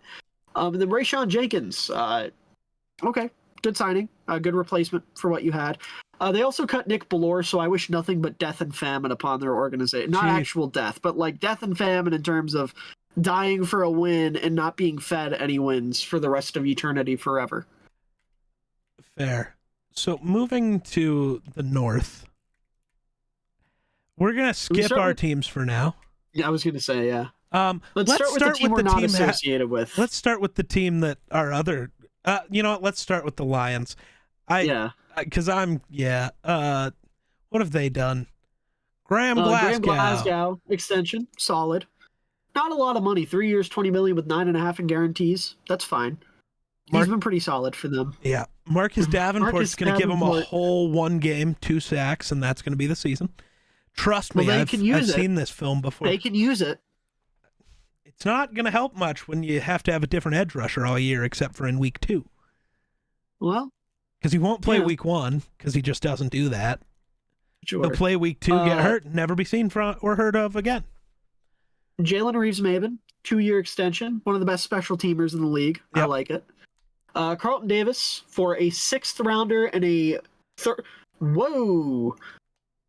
Hold on. Carlton Davis, a 6th this year and a 6th next year for a 3rd rounder. More than I thought they gave up, but I still like it. He's the best corner they have pretty quickly. Oh, but I thought their corner duo from last year was going to be so good. They were supposed to fit the scheme well, and they just didn't. That's one. Players weren't good. It was the scheme that I liked. Everything that happened to the Lions that I was right about feels so good. Speaking of quarters, Amik Robertson coming over from the Raiders had a solid year last year. And the Money Badger. Mosley. The what? Oh, I forgot about the Money Badger. Michael Badgley. Okay. 1-year deal. And then, Emmanuel Mosley. The kicker they didn't trust to kick a 30-yard field goal. Idiots. Okay. I'd re-sign him too, I guess. Morons. The Packers. Okay. Am I on drugs? Everybody on Twitter, all the Packers fans seem to think they're doing good. I don't think a single deal here is good. Not one. Well, Tyler Davis and Corey Ballantyne are fine. Whoopty, they signed for like $1. They don't count. Yeah. Keyshawn Nixon, 3 years, $18 million feels a little pricey. That's insane for a returner. Okay, here's my thing with the Packers, right? You have Aaron Jones, best running back in the North, very good at football. He's the real reason y'all beat the Bears twice last year, not Jordan Love. It was Aaron Jones, and not a slight at Jordan Love. He just didn't have like a game-breaking performance in those games. Aaron Jones did, right? Jordan Love won you plenty of other games, just not those two in particular. So Aaron Jones single-handedly beat the Bears, essentially. Has been incredible for you for a long time. And you cut him for Josh Jacobs? Yeah. I know you've been on this for a while, and I've kind of fought back a little bit just because I like him as a player, but like, Josh Jacobs is not an elite running back. He's better than the other backs you have. And I get, the whole Aaron Jones can't stay healthy. He's had some injury issues over the past 2 years, whatever. I'd still rather have 14 games of Aaron Jones than 16 or 17 of Josh Jacobs. Let's look this up. How many games did Aaron Jones play last year? No idea. What I do know is my favorite part of all of this was watching for Twitter for a whole of like 20 minutes go, they have the best running back duo in the league. And then Aaron Jones got Okay. So Aaron Jones played 11 games last year, 17 games the year before. I would rather have 11 games of Aaron Jones and 17 of Josh Jacobs. Did Josh Jacobs even play that many games last year? I don't know. I don't think he did. I don't think he's that healthy either. Pro Football Reference. Josh Jacobs only played 13. He played 13 games. He played a whole 2 more games and was worse by far. I was going to say, I'm pretty sure Jones had better stats. Yeah. Yeah, he's only ever played a full season once, and that was in 2022. Look, I get it. Josh Jacobs led the league in rushing that one time and was an all-pro, and he's a Jakob Johnson merchant. Devonta Freeman led the NFL in rushing one time. Yeah. Like, Josh Jacobs is a good running back. Yeah. Don't get me wrong. He's above average. Aaron Jones is better. I would much rather have 11 games of Aaron Jones and then 6 games of, like, a rookie than 13 of Josh Jacobs. Yeah. Like, literally, all you did was said, hey, you guys like A.J. Dillon? Here's A.J. Dillon cranked up to 7. Yeah. Not even the 10. Because if you were going to do that, go sign Derrick Henry. Right. And so, I don't know, 4 years, $48 million includes 12.5 signing bonus and a total of $14.8 million in year 1. And then Xavier McKinney for $68 million. Listen, I like McKinney. I think he's a good safety, but that is a lot of money. And $25 million in year 1 is a lot. Especially when every team in the NFC North has a better safety than that. Brian Branch, Brisker, Cam Bynum. Bears have 2 better safeties now. Who else did the Bears? We'll talk about them. Oh, right. I forgot that happened. Yeah. But, I like McKinney, and I think McKinney has a ton of potential. I think he's only going to continue to improve, but I don't know if he's ever going to play up to this price tag. I don't know if that's true, because the Packers can't figure out safeties. That's true. On paper, he should, but... Right. Plus, how old is he? Not that old. McKinney, he's only 24. Okay. Yeah, the length is fine. It's just, that's a lot of money. No, I will say, positively, he's substantially better than Darnell Savage. So... Sure. Like, McKinney's a good player. Don't get me wrong. I like Xavier McKinney as a player. That's just a lot of money. Yeah. I really... real quick. So Josh Jacobs is getting $14.8 million per year. Or in the first year, excuse me. What is... Xavier McKinney's getting 25. Yeah. Oh. Saquon... What is Saquon getting in his contract? His average is under 13. He gets $26 million at signing, but... That's just cash, though. That's not cap stuff. No, maybe the Packers just don't have any cash. $3 million year 1, and then 13, and then 15, and then 2 void years of 4 and 2. Okay. Whereas Josh Jacobs is getting... Oh, goodness. If we even have the full details, because it took 15 years for Josh Jacobs' info to come out. Dude, everything's 5, taking forever. 11, 14, and 16. Josh Jacobs should not be making as much money or relatively close to Saquon Barkley. Saquon's making 12.58 average. Josh Jacobs is making 12 average. You're not going to tell me he is $500,000 less than Saquon in terms of talent. That's ridiculous. I mean, that is a lot of money to be paying him, but he's not that great. All right, you can go ahead and talk about your team now. Oh, we'll I think we should go your team. I mean, okay. I feel like there's a little more yapping that'll happen with my team. Okay, so just getting like some of the signings out of the way. Brett Rippon, 1-year contract.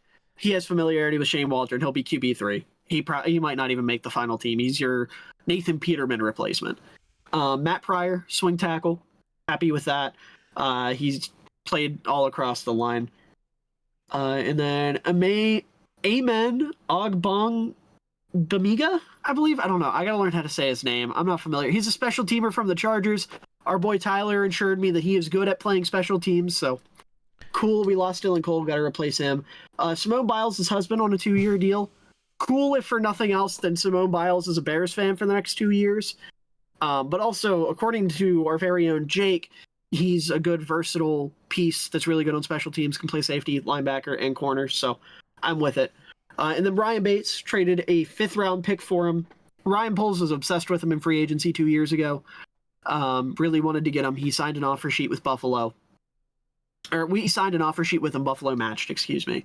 And you give up a 5th-round pick for a guy who, at worst, is your backup center, but can play guard and center, or at best starts at center. So I'm with it. Some of the bigger moves. Patrick Scales, the longest tenured Bear, long snapper, gets a 1-year extension. DeAndre Swift, 3-year, $24 million deal with like 4 in guarantees per year. That one caught me off guard because I thought the Bears were really going to go after Saquon, but for a fraction of the money, I don't hate it. You know, I'm not a big DeAndre Swift fan. I've said that multiple times, but at the very least, he's fun, and he has upside as a pass catcher, so I get it. You know, he brings, I'll put it this way, he brings to the table what Khalil Herbert and Roshan Johnson don't. Khalil Herbert's like your middle of the road, change of pace back. Roshan Johnson's your short yardage, goal line back. And DeAndre Swift's like your 3rd down, almost like just adding some juice to the backfield type of running back. We don't have that juice. The Bears haven't had like a legitimate explosive running back, I don't think, in my lifetime. Matt Forte, I guess if you want to call him explosive, when I was young, but like since then we haven't had somebody that like he's liable to take any play to the house. And DeAndre Swift is liable to do that if he can see where the house is. I'm also excited to see him running behind Darnell Wright because the Bears were the best team in the league at running off tackle to the right side of the line last year because of Darnell Wright. So DeAndre Swift likes to bounce the ball outside. He's probably just going to try to bounce it outside of Darnell Wright every single play, and I'm okay with that because I trust Darnell Wright to hold up with that. So we'll see what he can do. Gerald Everett, I'm pumped for. Really athletic tight end, complements Cole Kmet perfectly. 2-year, $12 million deal with $6 million guaranteed. So you're paying about $3 million per year for your tight end too, which when you have an offensive coordinator who runs the highest amount of 12 personnel in the league, I'm all for it. I like Everett a lot paired with Cole Kmet, behind Cole Kmet. And then Kevin Byard, 2 years, $15 million. I love it. Byard has been my favorite safety in football for a long time. And getting to add him to our secondary to replace Eddie Jackson. You go from Eddie Jackson, who was scared of his own shadow, to Kevin Byard, who's one of the most consistent tacklers at the safety position and can be a legitimate, like, lone safety running around by himself as your single deep guy. Gives Brisker more flexibility to play up in the box. I love the pairing. Obviously, he struggled a little bit in Philadelphia, but Philadelphia's secondary was so bad that it was more like he was stuck in a bad group, therefore he was drugged down, than it was like Kevin Byard objectively playing shitty football. You hope. No, I'm kidding. No, I fully think that. And then by far the biggest move we made, the most important move we could have made, Jalen Johnson, 4 years, $76 million. Hallelujah. I mean, I don't have to say anything. He was the best corner in football last year. Should have been first team All Pro, but got robbed by pick six boy. So I don't know. I'm super super happy we got that figured out. Got him paid. Got him for under 20 million a year, which is awesome. I really thought he was going to be like, $100 million contract type of guy. Getting him for 76 is a fucking steal as far as I'm concerned. So, and on top of that, we still have a bunch of money. I don't know what it's for, but it's there. So we'll see if Poles plans to use it. Although I do think most of it he's going to hold on to and roll over into next year, because you have Kyler Gordon, you have Tevin Jenkins, you have Jaquan Brisker, DJ Moore's up for an extension in 2 years. Like, you have guys on your roster you need to worry about paying. And the best teams build through the draft and trades and fill their holes in free agency, fill out their roster, add in stopgaps, things like that. And that's what Chicago's been doing. So I'm happy with our free agency, even though there's a lot of people out there that are pissy about the money we spent, which is so stupid. Your turn. CTESPN is having a day. Dear God, why? Well, that's where the big rumor of Jefferson to the Bengals is actually coming from. Oh my God. Because it was this morning, CTESPN said that it's going to happen and the two teams are working out the details. Unless we're getting Joe Burrow, I'm good. Thanks. And I don't think the Bengals are giving up Joe Burrow. Maybe they really fell in love with Jake Browning, though. You never know. You never know. Yeah, my turn for my team.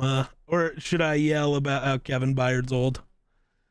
Am I supposed to play the Jake role and make fun of the Bears? I don't know what I'm supposed to do here. I'm fine with most of these signings. I don't think any of them matter.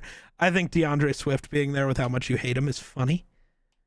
It was funny, and in the moment I had to soul search to see how I really felt about the move. But stepping away from being harsh and objective, he's fun. You can't be mad at a fun running back on a cheap contract. That's fair. Is he the best runner of the football? No.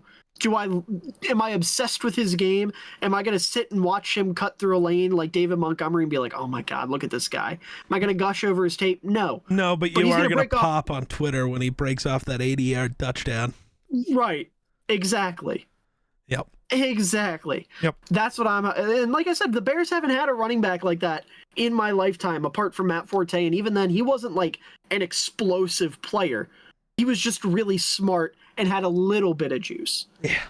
In my lifetime, we haven't had a juiced up back like DeAndre Swift. Yeah. And I don't know, people are saying this is going to be a Miles Sanders situation. The Bears have an offensive line and the Panthers didn't. So I don't foresee that being the case. Plus, we're paying him way less than the Panthers were paying Miles Sanders. So, yeah. So my team. Signed a bunch of idiots. The end. I don't think that's how. Re-signed Jonathan Bullard, which is cool because we only had 2 defensive linemen on the roster, so that's probably Bears good. Legend. We got Harrison Phillips, Jacqueline Roy, and Jonathan Bullard now. Let's go. Really need another big guy. Eric Armstead. Who's the other guy? Who else is out there? DJ Reader. I think actually you are a Viking. I'll go play D tackle for you guys. No, thank you. Johnny Munt's back. Middle school. So we still have the best third string tight end in the league. I was gonna say that was the funniest, unnecessarily funniest quote ever. When Kevin O'Connell was like, "We have the best third tight end in the league." I mean, it's true though. You're not wrong, but fuck yeah, Kevin, talk your shit. Yeah, it's dude, let him know. Our tight end room is that dog. We're really good. We're those guys at tight end at least. It's just a funny thing to brag about. Funny, yeah. Brandon Powell's back, so he did officially take KJ Osborne's job, and I think that's hilarious. 1 year, $2 million deal. That's a lot of money. But you have to answer my question. Is Brandon a pal? Maybe. I don't know. I don't know much about him. He took Dalvin Cook's number. That's what I know. Did he? He wears 4. Yep. Oh, that's right. I forgot Dalvin Cook My brain switched just at the completely end. confused Dalvin Cook and Aaron Jones for a moment. Well, I I was mean, like, wait. they both wore 33 for a long Right. time. They're 33 dynamic running backs that made my life a living What hell. number Like, is Aaron Jones going to wear? 0. No, Ivan Pace. Better be He switching to must 0. God damn it. sacrifice. No. No, if anybody's going to sacrifice, just make Brian Asamoah change numbers. No, listen, you got Aaron Jones, you have to sacrifice one player. No. And it's Ivan Pace. No, we sacrificed Cuzzo. No, and, you have to KJ. You have to. That doesn't count. They left. You have to sacrifice Ivan Pace to the pit. No. I'll sacrifice It's okay. you to I the already pit. sacrificed Eddie Jackson to the pit. Not the same at all. One of these has been a good player ever in their career. One of them Eddie had Jackson a good was an year all-pro. for getting. He got a lot of interceptions. Good for him. Ivan Pace got a lot of tackles. What? Not the same thing. I'm just saying, technically speaking, they're both one-year wonders at this very point in their career. I guess that's fair. But Checkmate, liberal. Ivan Pace is 1 of 1. Eddie Jackson is 1 of 15. There's a bit of a difference. 100% versus 5% is pretty different. Eddie Jackson has not been in the league for 15 Might years. as well have been. He's been in Bigger the league news. since 2017. Bigger news. More important. Harrison Smith restructured his contract. He's back. I'm shocked. I actually am too. I thought he was getting cut. And I just thought he'd retire. no, I think that's what this is. He's retiring a Viking.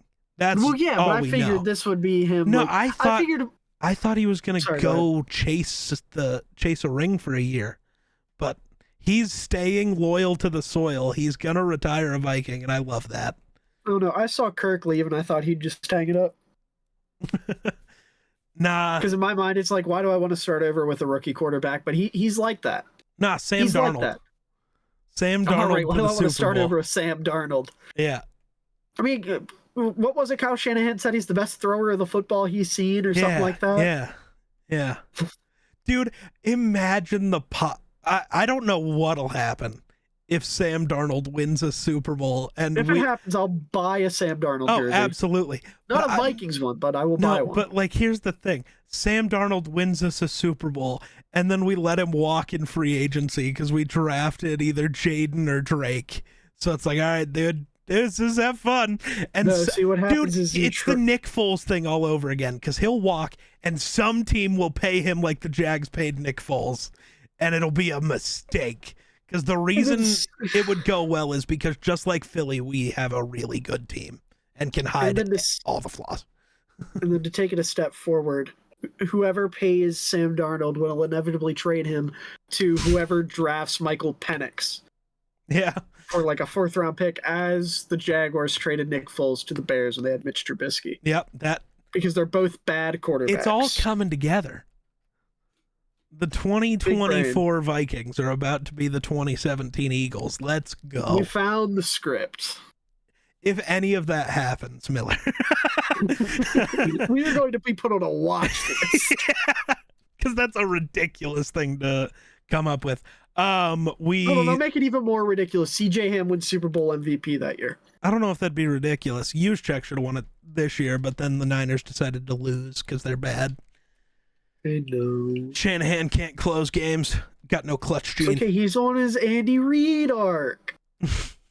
Aaron Jones, though, 1 year, $7 million. Not enough. Give him more.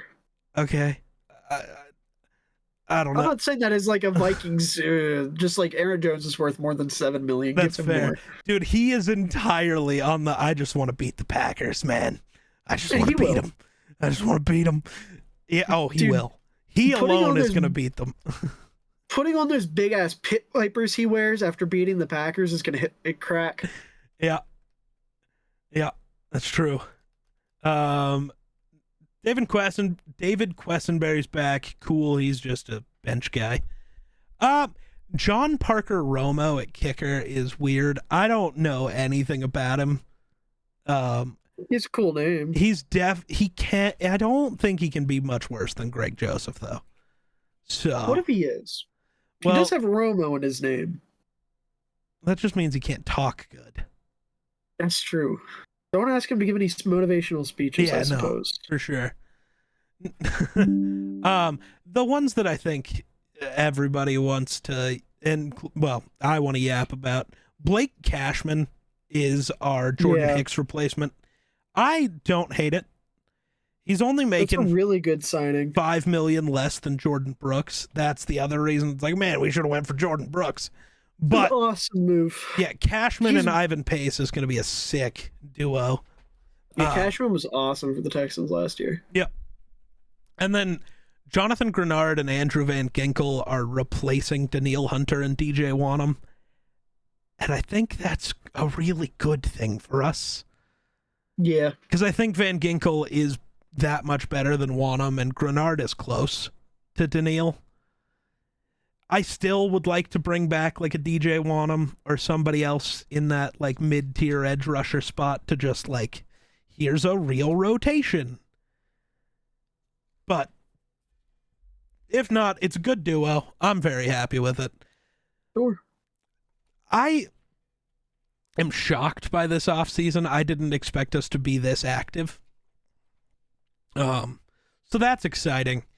I think the thing though is, why does everybody keep thinking Justin Jefferson's getting traded because we signed Sam Darnold?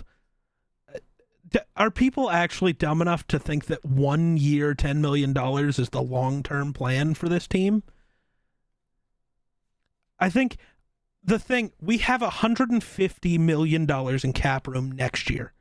The only guys under contract for this team past this year, if I recall correctly, obviously all of the rookies, and then TJ Hawkinson, Jonathan Grenard, Andrew Van Ginkel. That's like it. Which, good thing or bad thing, don't really know. I guess Josh Metellus is as well. But we have a lot of money to keep our guys around and to go get other guys. With how aggressive we've been in free agency to plug all the holes, I think it makes it very obvious Kwesi's doing everything he can to move up as high as he can. And the reason you go so hard in free agency is because you know you are about to move the entire farm for a quarterback. Now, which one will that be? Honestly, whether it's Drake May or Jaden Daniels, because I think that's how that ends up going. Personally, when the Patriots, even if they want a quarterback, when you get the 3 first-round picks for Trey Lance Hall, you take it. And I think that's kind of what's going to happen. The Vikings are about to move all of it to get up there. What if they just trade for Trey Lance like they were supposed to do? I would have been cool with that like a year ago, not now. I'm manifesting it. Speaking into existence, Vikings trade a 5th for Trey Lance. It's all right. The Bears are only getting a 7th for Fields, so it's okay. That's okay. I don't care. I just want him gone. That's fucked up. I'm so over it. Bros, it's not even anything he did. I'm just over it with these fucking fans, dude. I do think it would be funny if you just kept Fields. I really do. No, see, we can't do that. Brad Biggs, who I already talked about, most plugged-in Bears insider, I think it was him. If it wasn't him, it was Dan Weirder, who was also a very plugged-in Bears insider, was talking somewhere today, a radio show, I believe, and got asked essentially that question, like, can the Bears keep Fields and draft Caleb? And he said his belief is that within the organization, they think it's too much of a distraction because of the fans and the outside noise. I didn't say and draft Caleb. I mean, what if they just keep Fields? Well, no, that's idiocy, and I'm not even entertaining that. But, like, the point I'm trying to make is Bears fans and Fields fans, like the little Fields cult in particular, have gotten so loud about wanting to keep Fields to the point where they are actively driving him out of Chicago. Because the Bears know the moment Caleb, like, throws an interception or loses a game, then the Fields cult's going to be like, put in Justin, put in Justin. They're going to put up fucking signs outside of Hallis Hall and start writing petitions, and then don't want to deal with it. So listen, this is a PSA real quick. I'll let you go back to the Vikings in just a moment. If you're a Bears fan and you have said the words, if we trade Justin Fields, I will no longer be a fan of the Chicago Bears, or something to that effect, please honor your word and leave. We do not want you here. We do not claim you. You got to hate from the outside of the club because you can't even get in anymore. We don't want you. That's how I feel about all the people talking about Cuzzo. If we don't re-sign him, dude, he didn't make sense. And 4 years is insane. Yeah. That's not real. We were never matching that. And I don't want to match $45 million a year either. That's too much money. We've already paid him like that. And it didn't get us anywhere. Yeah, we can talk about the other problems we had, but we can also talk how he had a top 5 defense his first year that he got here, as well as having the best weapons he ever had and missing the playoffs. Because in every big game, he came up short. Now, that did get better when Kevin O'Connell got around. And I think that's a big thing I keep seeing people talk about with the Kirk Cousins thing. Well, with Kevin O'Connell, he's been so great. Yeah, but Kevin O'Connell didn't go with him to Atlanta.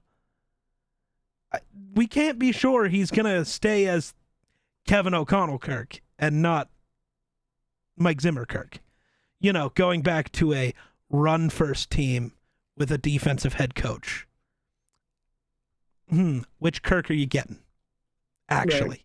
You're paying a lot of money for a big question mark when the only thing we know about Kirk is he's really good with Kevin O'Connell.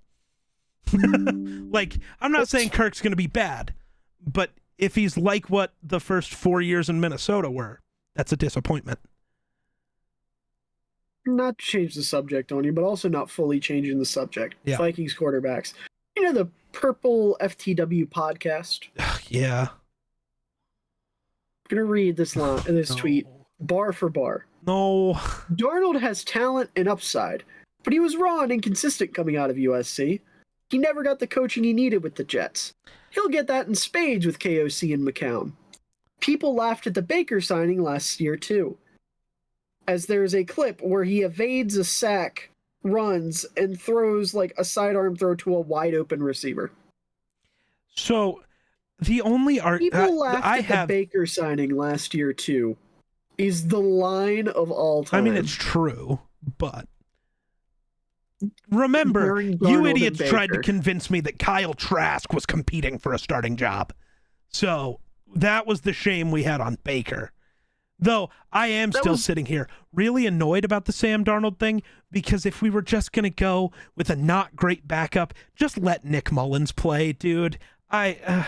He's not great either, but at least he's been with the team. And you remember the post-game interview at the last Lions game? He actually gives a fuck about this team. So fuck it, I would have handed him the keys to the kingdom until week 4 when we think our rookie's ready, because that's how rookie quarterbacks go. I will say, the Trask starting thing was never a direct shot at Baker. It was more so the Buccaneers committed a second-round pick to this guy. They want to see what they have, and also they're probably going to try to suck so they can get Caleb. And then Baker decided to be incredible, so that didn't matter. The Vikings spent a second-round pick on Kellen Mond and cut him a year later. I don't think a second-round pick matters. Well, fair. But Kellen Mond, they saw sucked. But if you wanted to make an argument for Sam Darnold, what you say is, we've already seen before a highly regarded Jets rookie bounce around the league for a couple years where people don't think he's good, and then give him a real offensive coordinator and be awesome and, according to people, top 10, and that's Geno. If you want to say things, at least compare him to the correct guy, which would be Geno, who he's following the same career trajectory as. I just don't think Sam Darnold has that in him. I don't think he's that guy. I didn't want Sam Darnold. I was actually really mad that happened, because just keep Nick Mullins. This is a waste of $10 million. Because I get it. Well, you'll sit the rookie behind him. When has a bridge quarterback ever lasted the entire season? Ever? Never. Yeah. Whoever we draft, even if it's J.J. McCarthy, which I highly doubt, because I think we're moving up for one of the big 3. I just think that's what's actually happening. Penix. No, that's not even an option. You know what is funny? You know who really isn't an option? Who? Bo Nix. Today was his pro day, and none of our scouts, Kwesi, KOC, or Josh McCown, none of them went to his pro day. Smoke screen. I really doubt that. No, I don't even want to manifest that. I like Bo Nix. I can't wait for the suffering if somehow Drake May does end up on the Vikings. You know what's going to happen? Miller will cry so hard. The Vikings are going to try to trade up with And they're going to, well, again, they're going to whiff again. They're going to draft Spencer Rattler. No. That doesn't even make sense. Rude dude with a tood in Minnesota. Yeah, that really doesn't make sense. And the Vikings definitely aren't waiting until the third round to pick a guy. No matter what. Who said anything about the third round? That's ridiculous. You are the dumbest person I've ever met. We do a little trolling. Nah. See, Jake and Miller troll each other, and then when talking about doing the mock draft, Miller goes, well, Geek, if he had the Bears pick, would just troll. As if that makes any sense, as if I'm not the only sane person on this podcast. When was the last time you slept? Like 3 hours ago. It's not that big of a deal. 3 hours. It is 11:23 p.m. Eastern Standard Time. Having insomnia doesn't make me insane. That just means I have a medical condition. You can't be making fun of me for that. I think it means you live in a society. All I know is Miller Football has a Miller Football Muse account that he created for himself because his ego is that big. Like that. His ego like that. I don't. I fear. It's all because he thought Jack Campbell would be good. I still think Jack Campbell will be good. They called me a madman for saying Ivan Pace was the best linebacker in that class, and I was right. He really is the Joker starring Joaquin Phoenix. No. The worst adaptation of the Joker. No, don't do that. Don't do that. Bad movie. It is a bad movie. Don't compare Ivan Pace to that. Well, no, I meant you. Not Ivan Pace, you. What the fuck? I'm the greatest. What are you talking about? Your Ivan Pace is your society. Ivan Pace is your society. We live in a society. But hold on, real quick, just to make sure. Am I crazy for hating that movie? I don't know. I've honestly never watched it because I know it's stupid. It's not. Okay, here's my thing, right? Just real quick, because this got brought up on Twitter the other day, and this is how we can close out, right? We started off topic, we'll end off topic. Yeah. The other day, there was this tweet, and it was like, the caption was like, CBMs can't be masterpieces.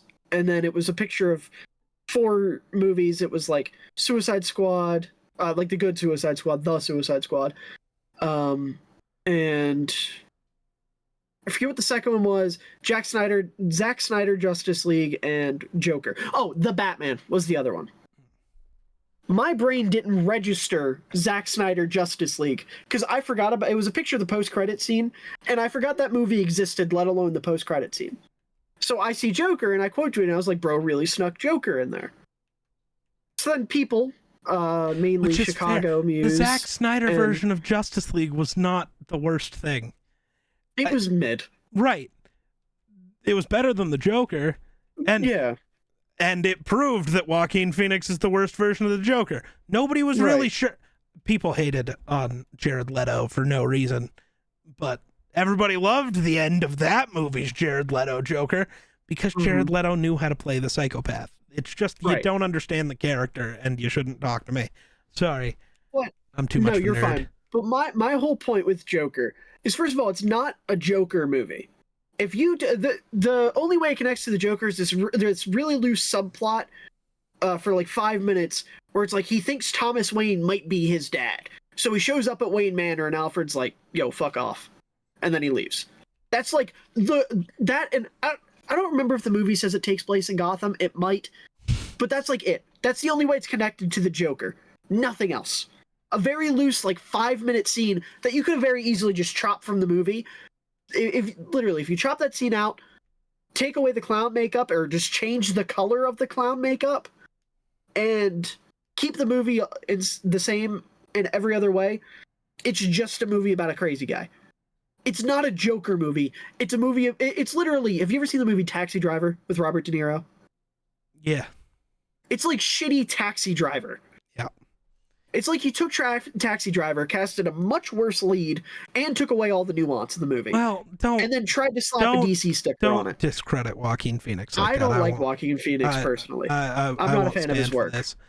I won't stand for this. Signs and I Walk the Line are incredible, so I won't stand for this. I forgot about I Walk the Line. That is a good movie. Signs is sick. Signs I haven't seen. Oh, you should watch it. It's a great movie. But the point is, it's not a Joker movie, and that's why I hate it. Yeah. And I definitely won't be watching the next one. If I ever see Lady Gaga as Harley Quinn, ever, I will commit atrocities.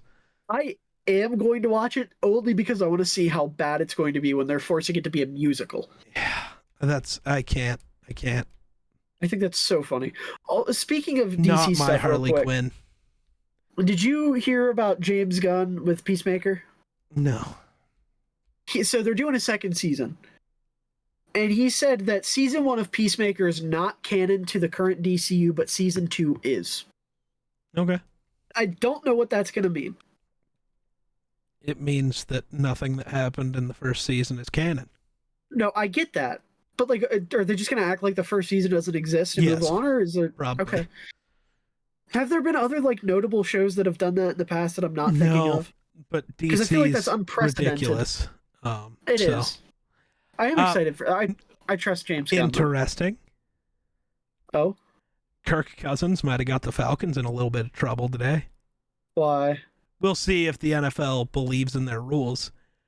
Cuzzo admitted. Did he say they were negotiating early? He admitted to having direct contact with a bunch of their trainers and staff before the actual tampering window. Yeah. Which should mean we get technically it happened with Chicago too and Lance Briggs. The 49ers tampered with Briggs apparently at some point. Yeah. Briggs still went back to Chicago, but yeah. So hopefully that means something. Yeah, Briggs had a weird fit where he didn't want to be a Bear for 5 minutes, and then he immediately resigned. A lot of people are like, "Who cares? It's a rule. Enforce what would be the penalty? You take their first rounder? No, it's like they took away a 5th round pick, and then, oh wait, isn't that what they did to Miami? And then isn't that why Miami lost their first? Miami's was a little different, I think, but maybe. Imagine if they took Atlanta's 1st round pick. That'd be insane. Gives the Bears a better chance to land a Dunze or Neighbors. No, that's how the Bears get Latu. I'm cool with that too. Yeah, interesting. I don't know if anything will come of it, but it's just interesting. Okay. So, yeah, the Dolphins will forfeit a 1st round pick in 2023 draft. It might be a little bit more because they were also accused of tanking. No, so with the Bears one, they took away a 5th round pick from the Niners. They just erased that. And then the Bears and 49ers swapped picks in the 3rd round, allowing the Bears to move up. So that could also be interesting. We wake up tomorrow and the Vikings have the 8th pick instead of the 11th pick. Makes trading up to 3 a little easier. And also, the Dolphins thing, they were also tampering with Sean Payton, so it wasn't just... Yeah, no. Brady. So I don't know if anything will come from it, but it is interesting that... We will see. You'd bring that up in your press conference. Is that actually Matthew Judon? What? Oh, that's 13 hours ago, though. He said he just got off the phone with T. Higgins. He's walking on to the Patriots. That's what he said. I'd like to point out, we do have one more thing we must do before we go. Oh, yes, you and your Pokeball. It's a quick ball. It's a Pokeball. It's a quick Pokeball. Racial discrimination against Pokeballs. Inside of it contains Hershey's Kiss. No, I wish. I would go crazy right now. That would. Not for me. Paint. Bad chocolate, but yeah. Spider-Man. No. Gingerbread Spider-Man specifically. No, I don't have that, unfortunately. I thought you did. Now there's nothing in it. He dropped it on the floor. No, it's still in there. Is it just a singular 4x4 red Lego brick? No, but you're not far off. So it's a Lego brick? No. Is it a Lego figure? Yes. Ooh. Is it Spider-Man? No. Is it Nightwing? I don't even know if there is a Lego Nightwing. There are, but no. Unfortunately, I don't have a Is Nightwing it a DC Lego. character? No. What Lego do you have? Is it a Star Wars character? Mm-hmm. Is it Captain Rex? No, but not far off. Is it a clone? Yes. Is it Appa? Oppo? No. Oh. No. Is it Commander Cody? No. Ugh. You're going the wrong way now. Is it so? It is a member of the 501st? Yes, that's all it is. It's just a generic 501st trooper. Boo! Oh. See? Nice. No, he's got a visor. He's not generic. Well, no, he's not generic, but like it's not a named character. He's just like a guy. Gotcha. Came with this little set. Is that the first time one of us got your what's in the Pokeball, right? Let's go. Yes. Yes, no, I'm proud of this. It hasn't gone, I shot myself. Jesus. And also I dropped the sniper. I shot myself.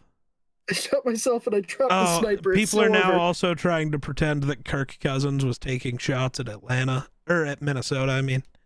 Why would he take shots at Atlanta? Yeah, well, because they didn't pay him enough. Well, I think they paid him plenty.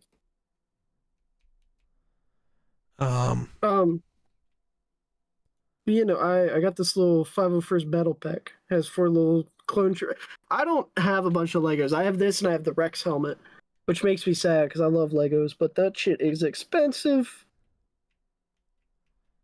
Like, I just found out today they're releasing this set. It's pretty cool. It's a it's a recreation. What? Finish what you're saying. I was gonna say, hold on, we should probably just end, but fuck it. Well, keep going. Last thing. It's a recreation of the hallway scene from A New Hope with Vader. And it's a 25th anniversary Lego Star Wars set, right?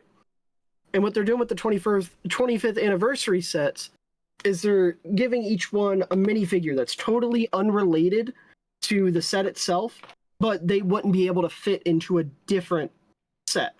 Oh, nice. So with that set, you get 5s. 5s? Yeah. And then they did like a R2-D2 buildable thing, like one of the big ones, like the Rex helmet, but an R2-D2. You get Darth Malik. Interesting. Yeah. But I'm a little upset because that means they don't want to make like 501st themed Lego sets. If they're just like, 5s will never be in a Lego set. Here's a limited edition 5s. It's like, you could make like 15 sets that 5s would fit in, dude. It's 5s. But it's cool. He's got like the special face printing and everything. Nice. But anyways, I think we have talked long enough.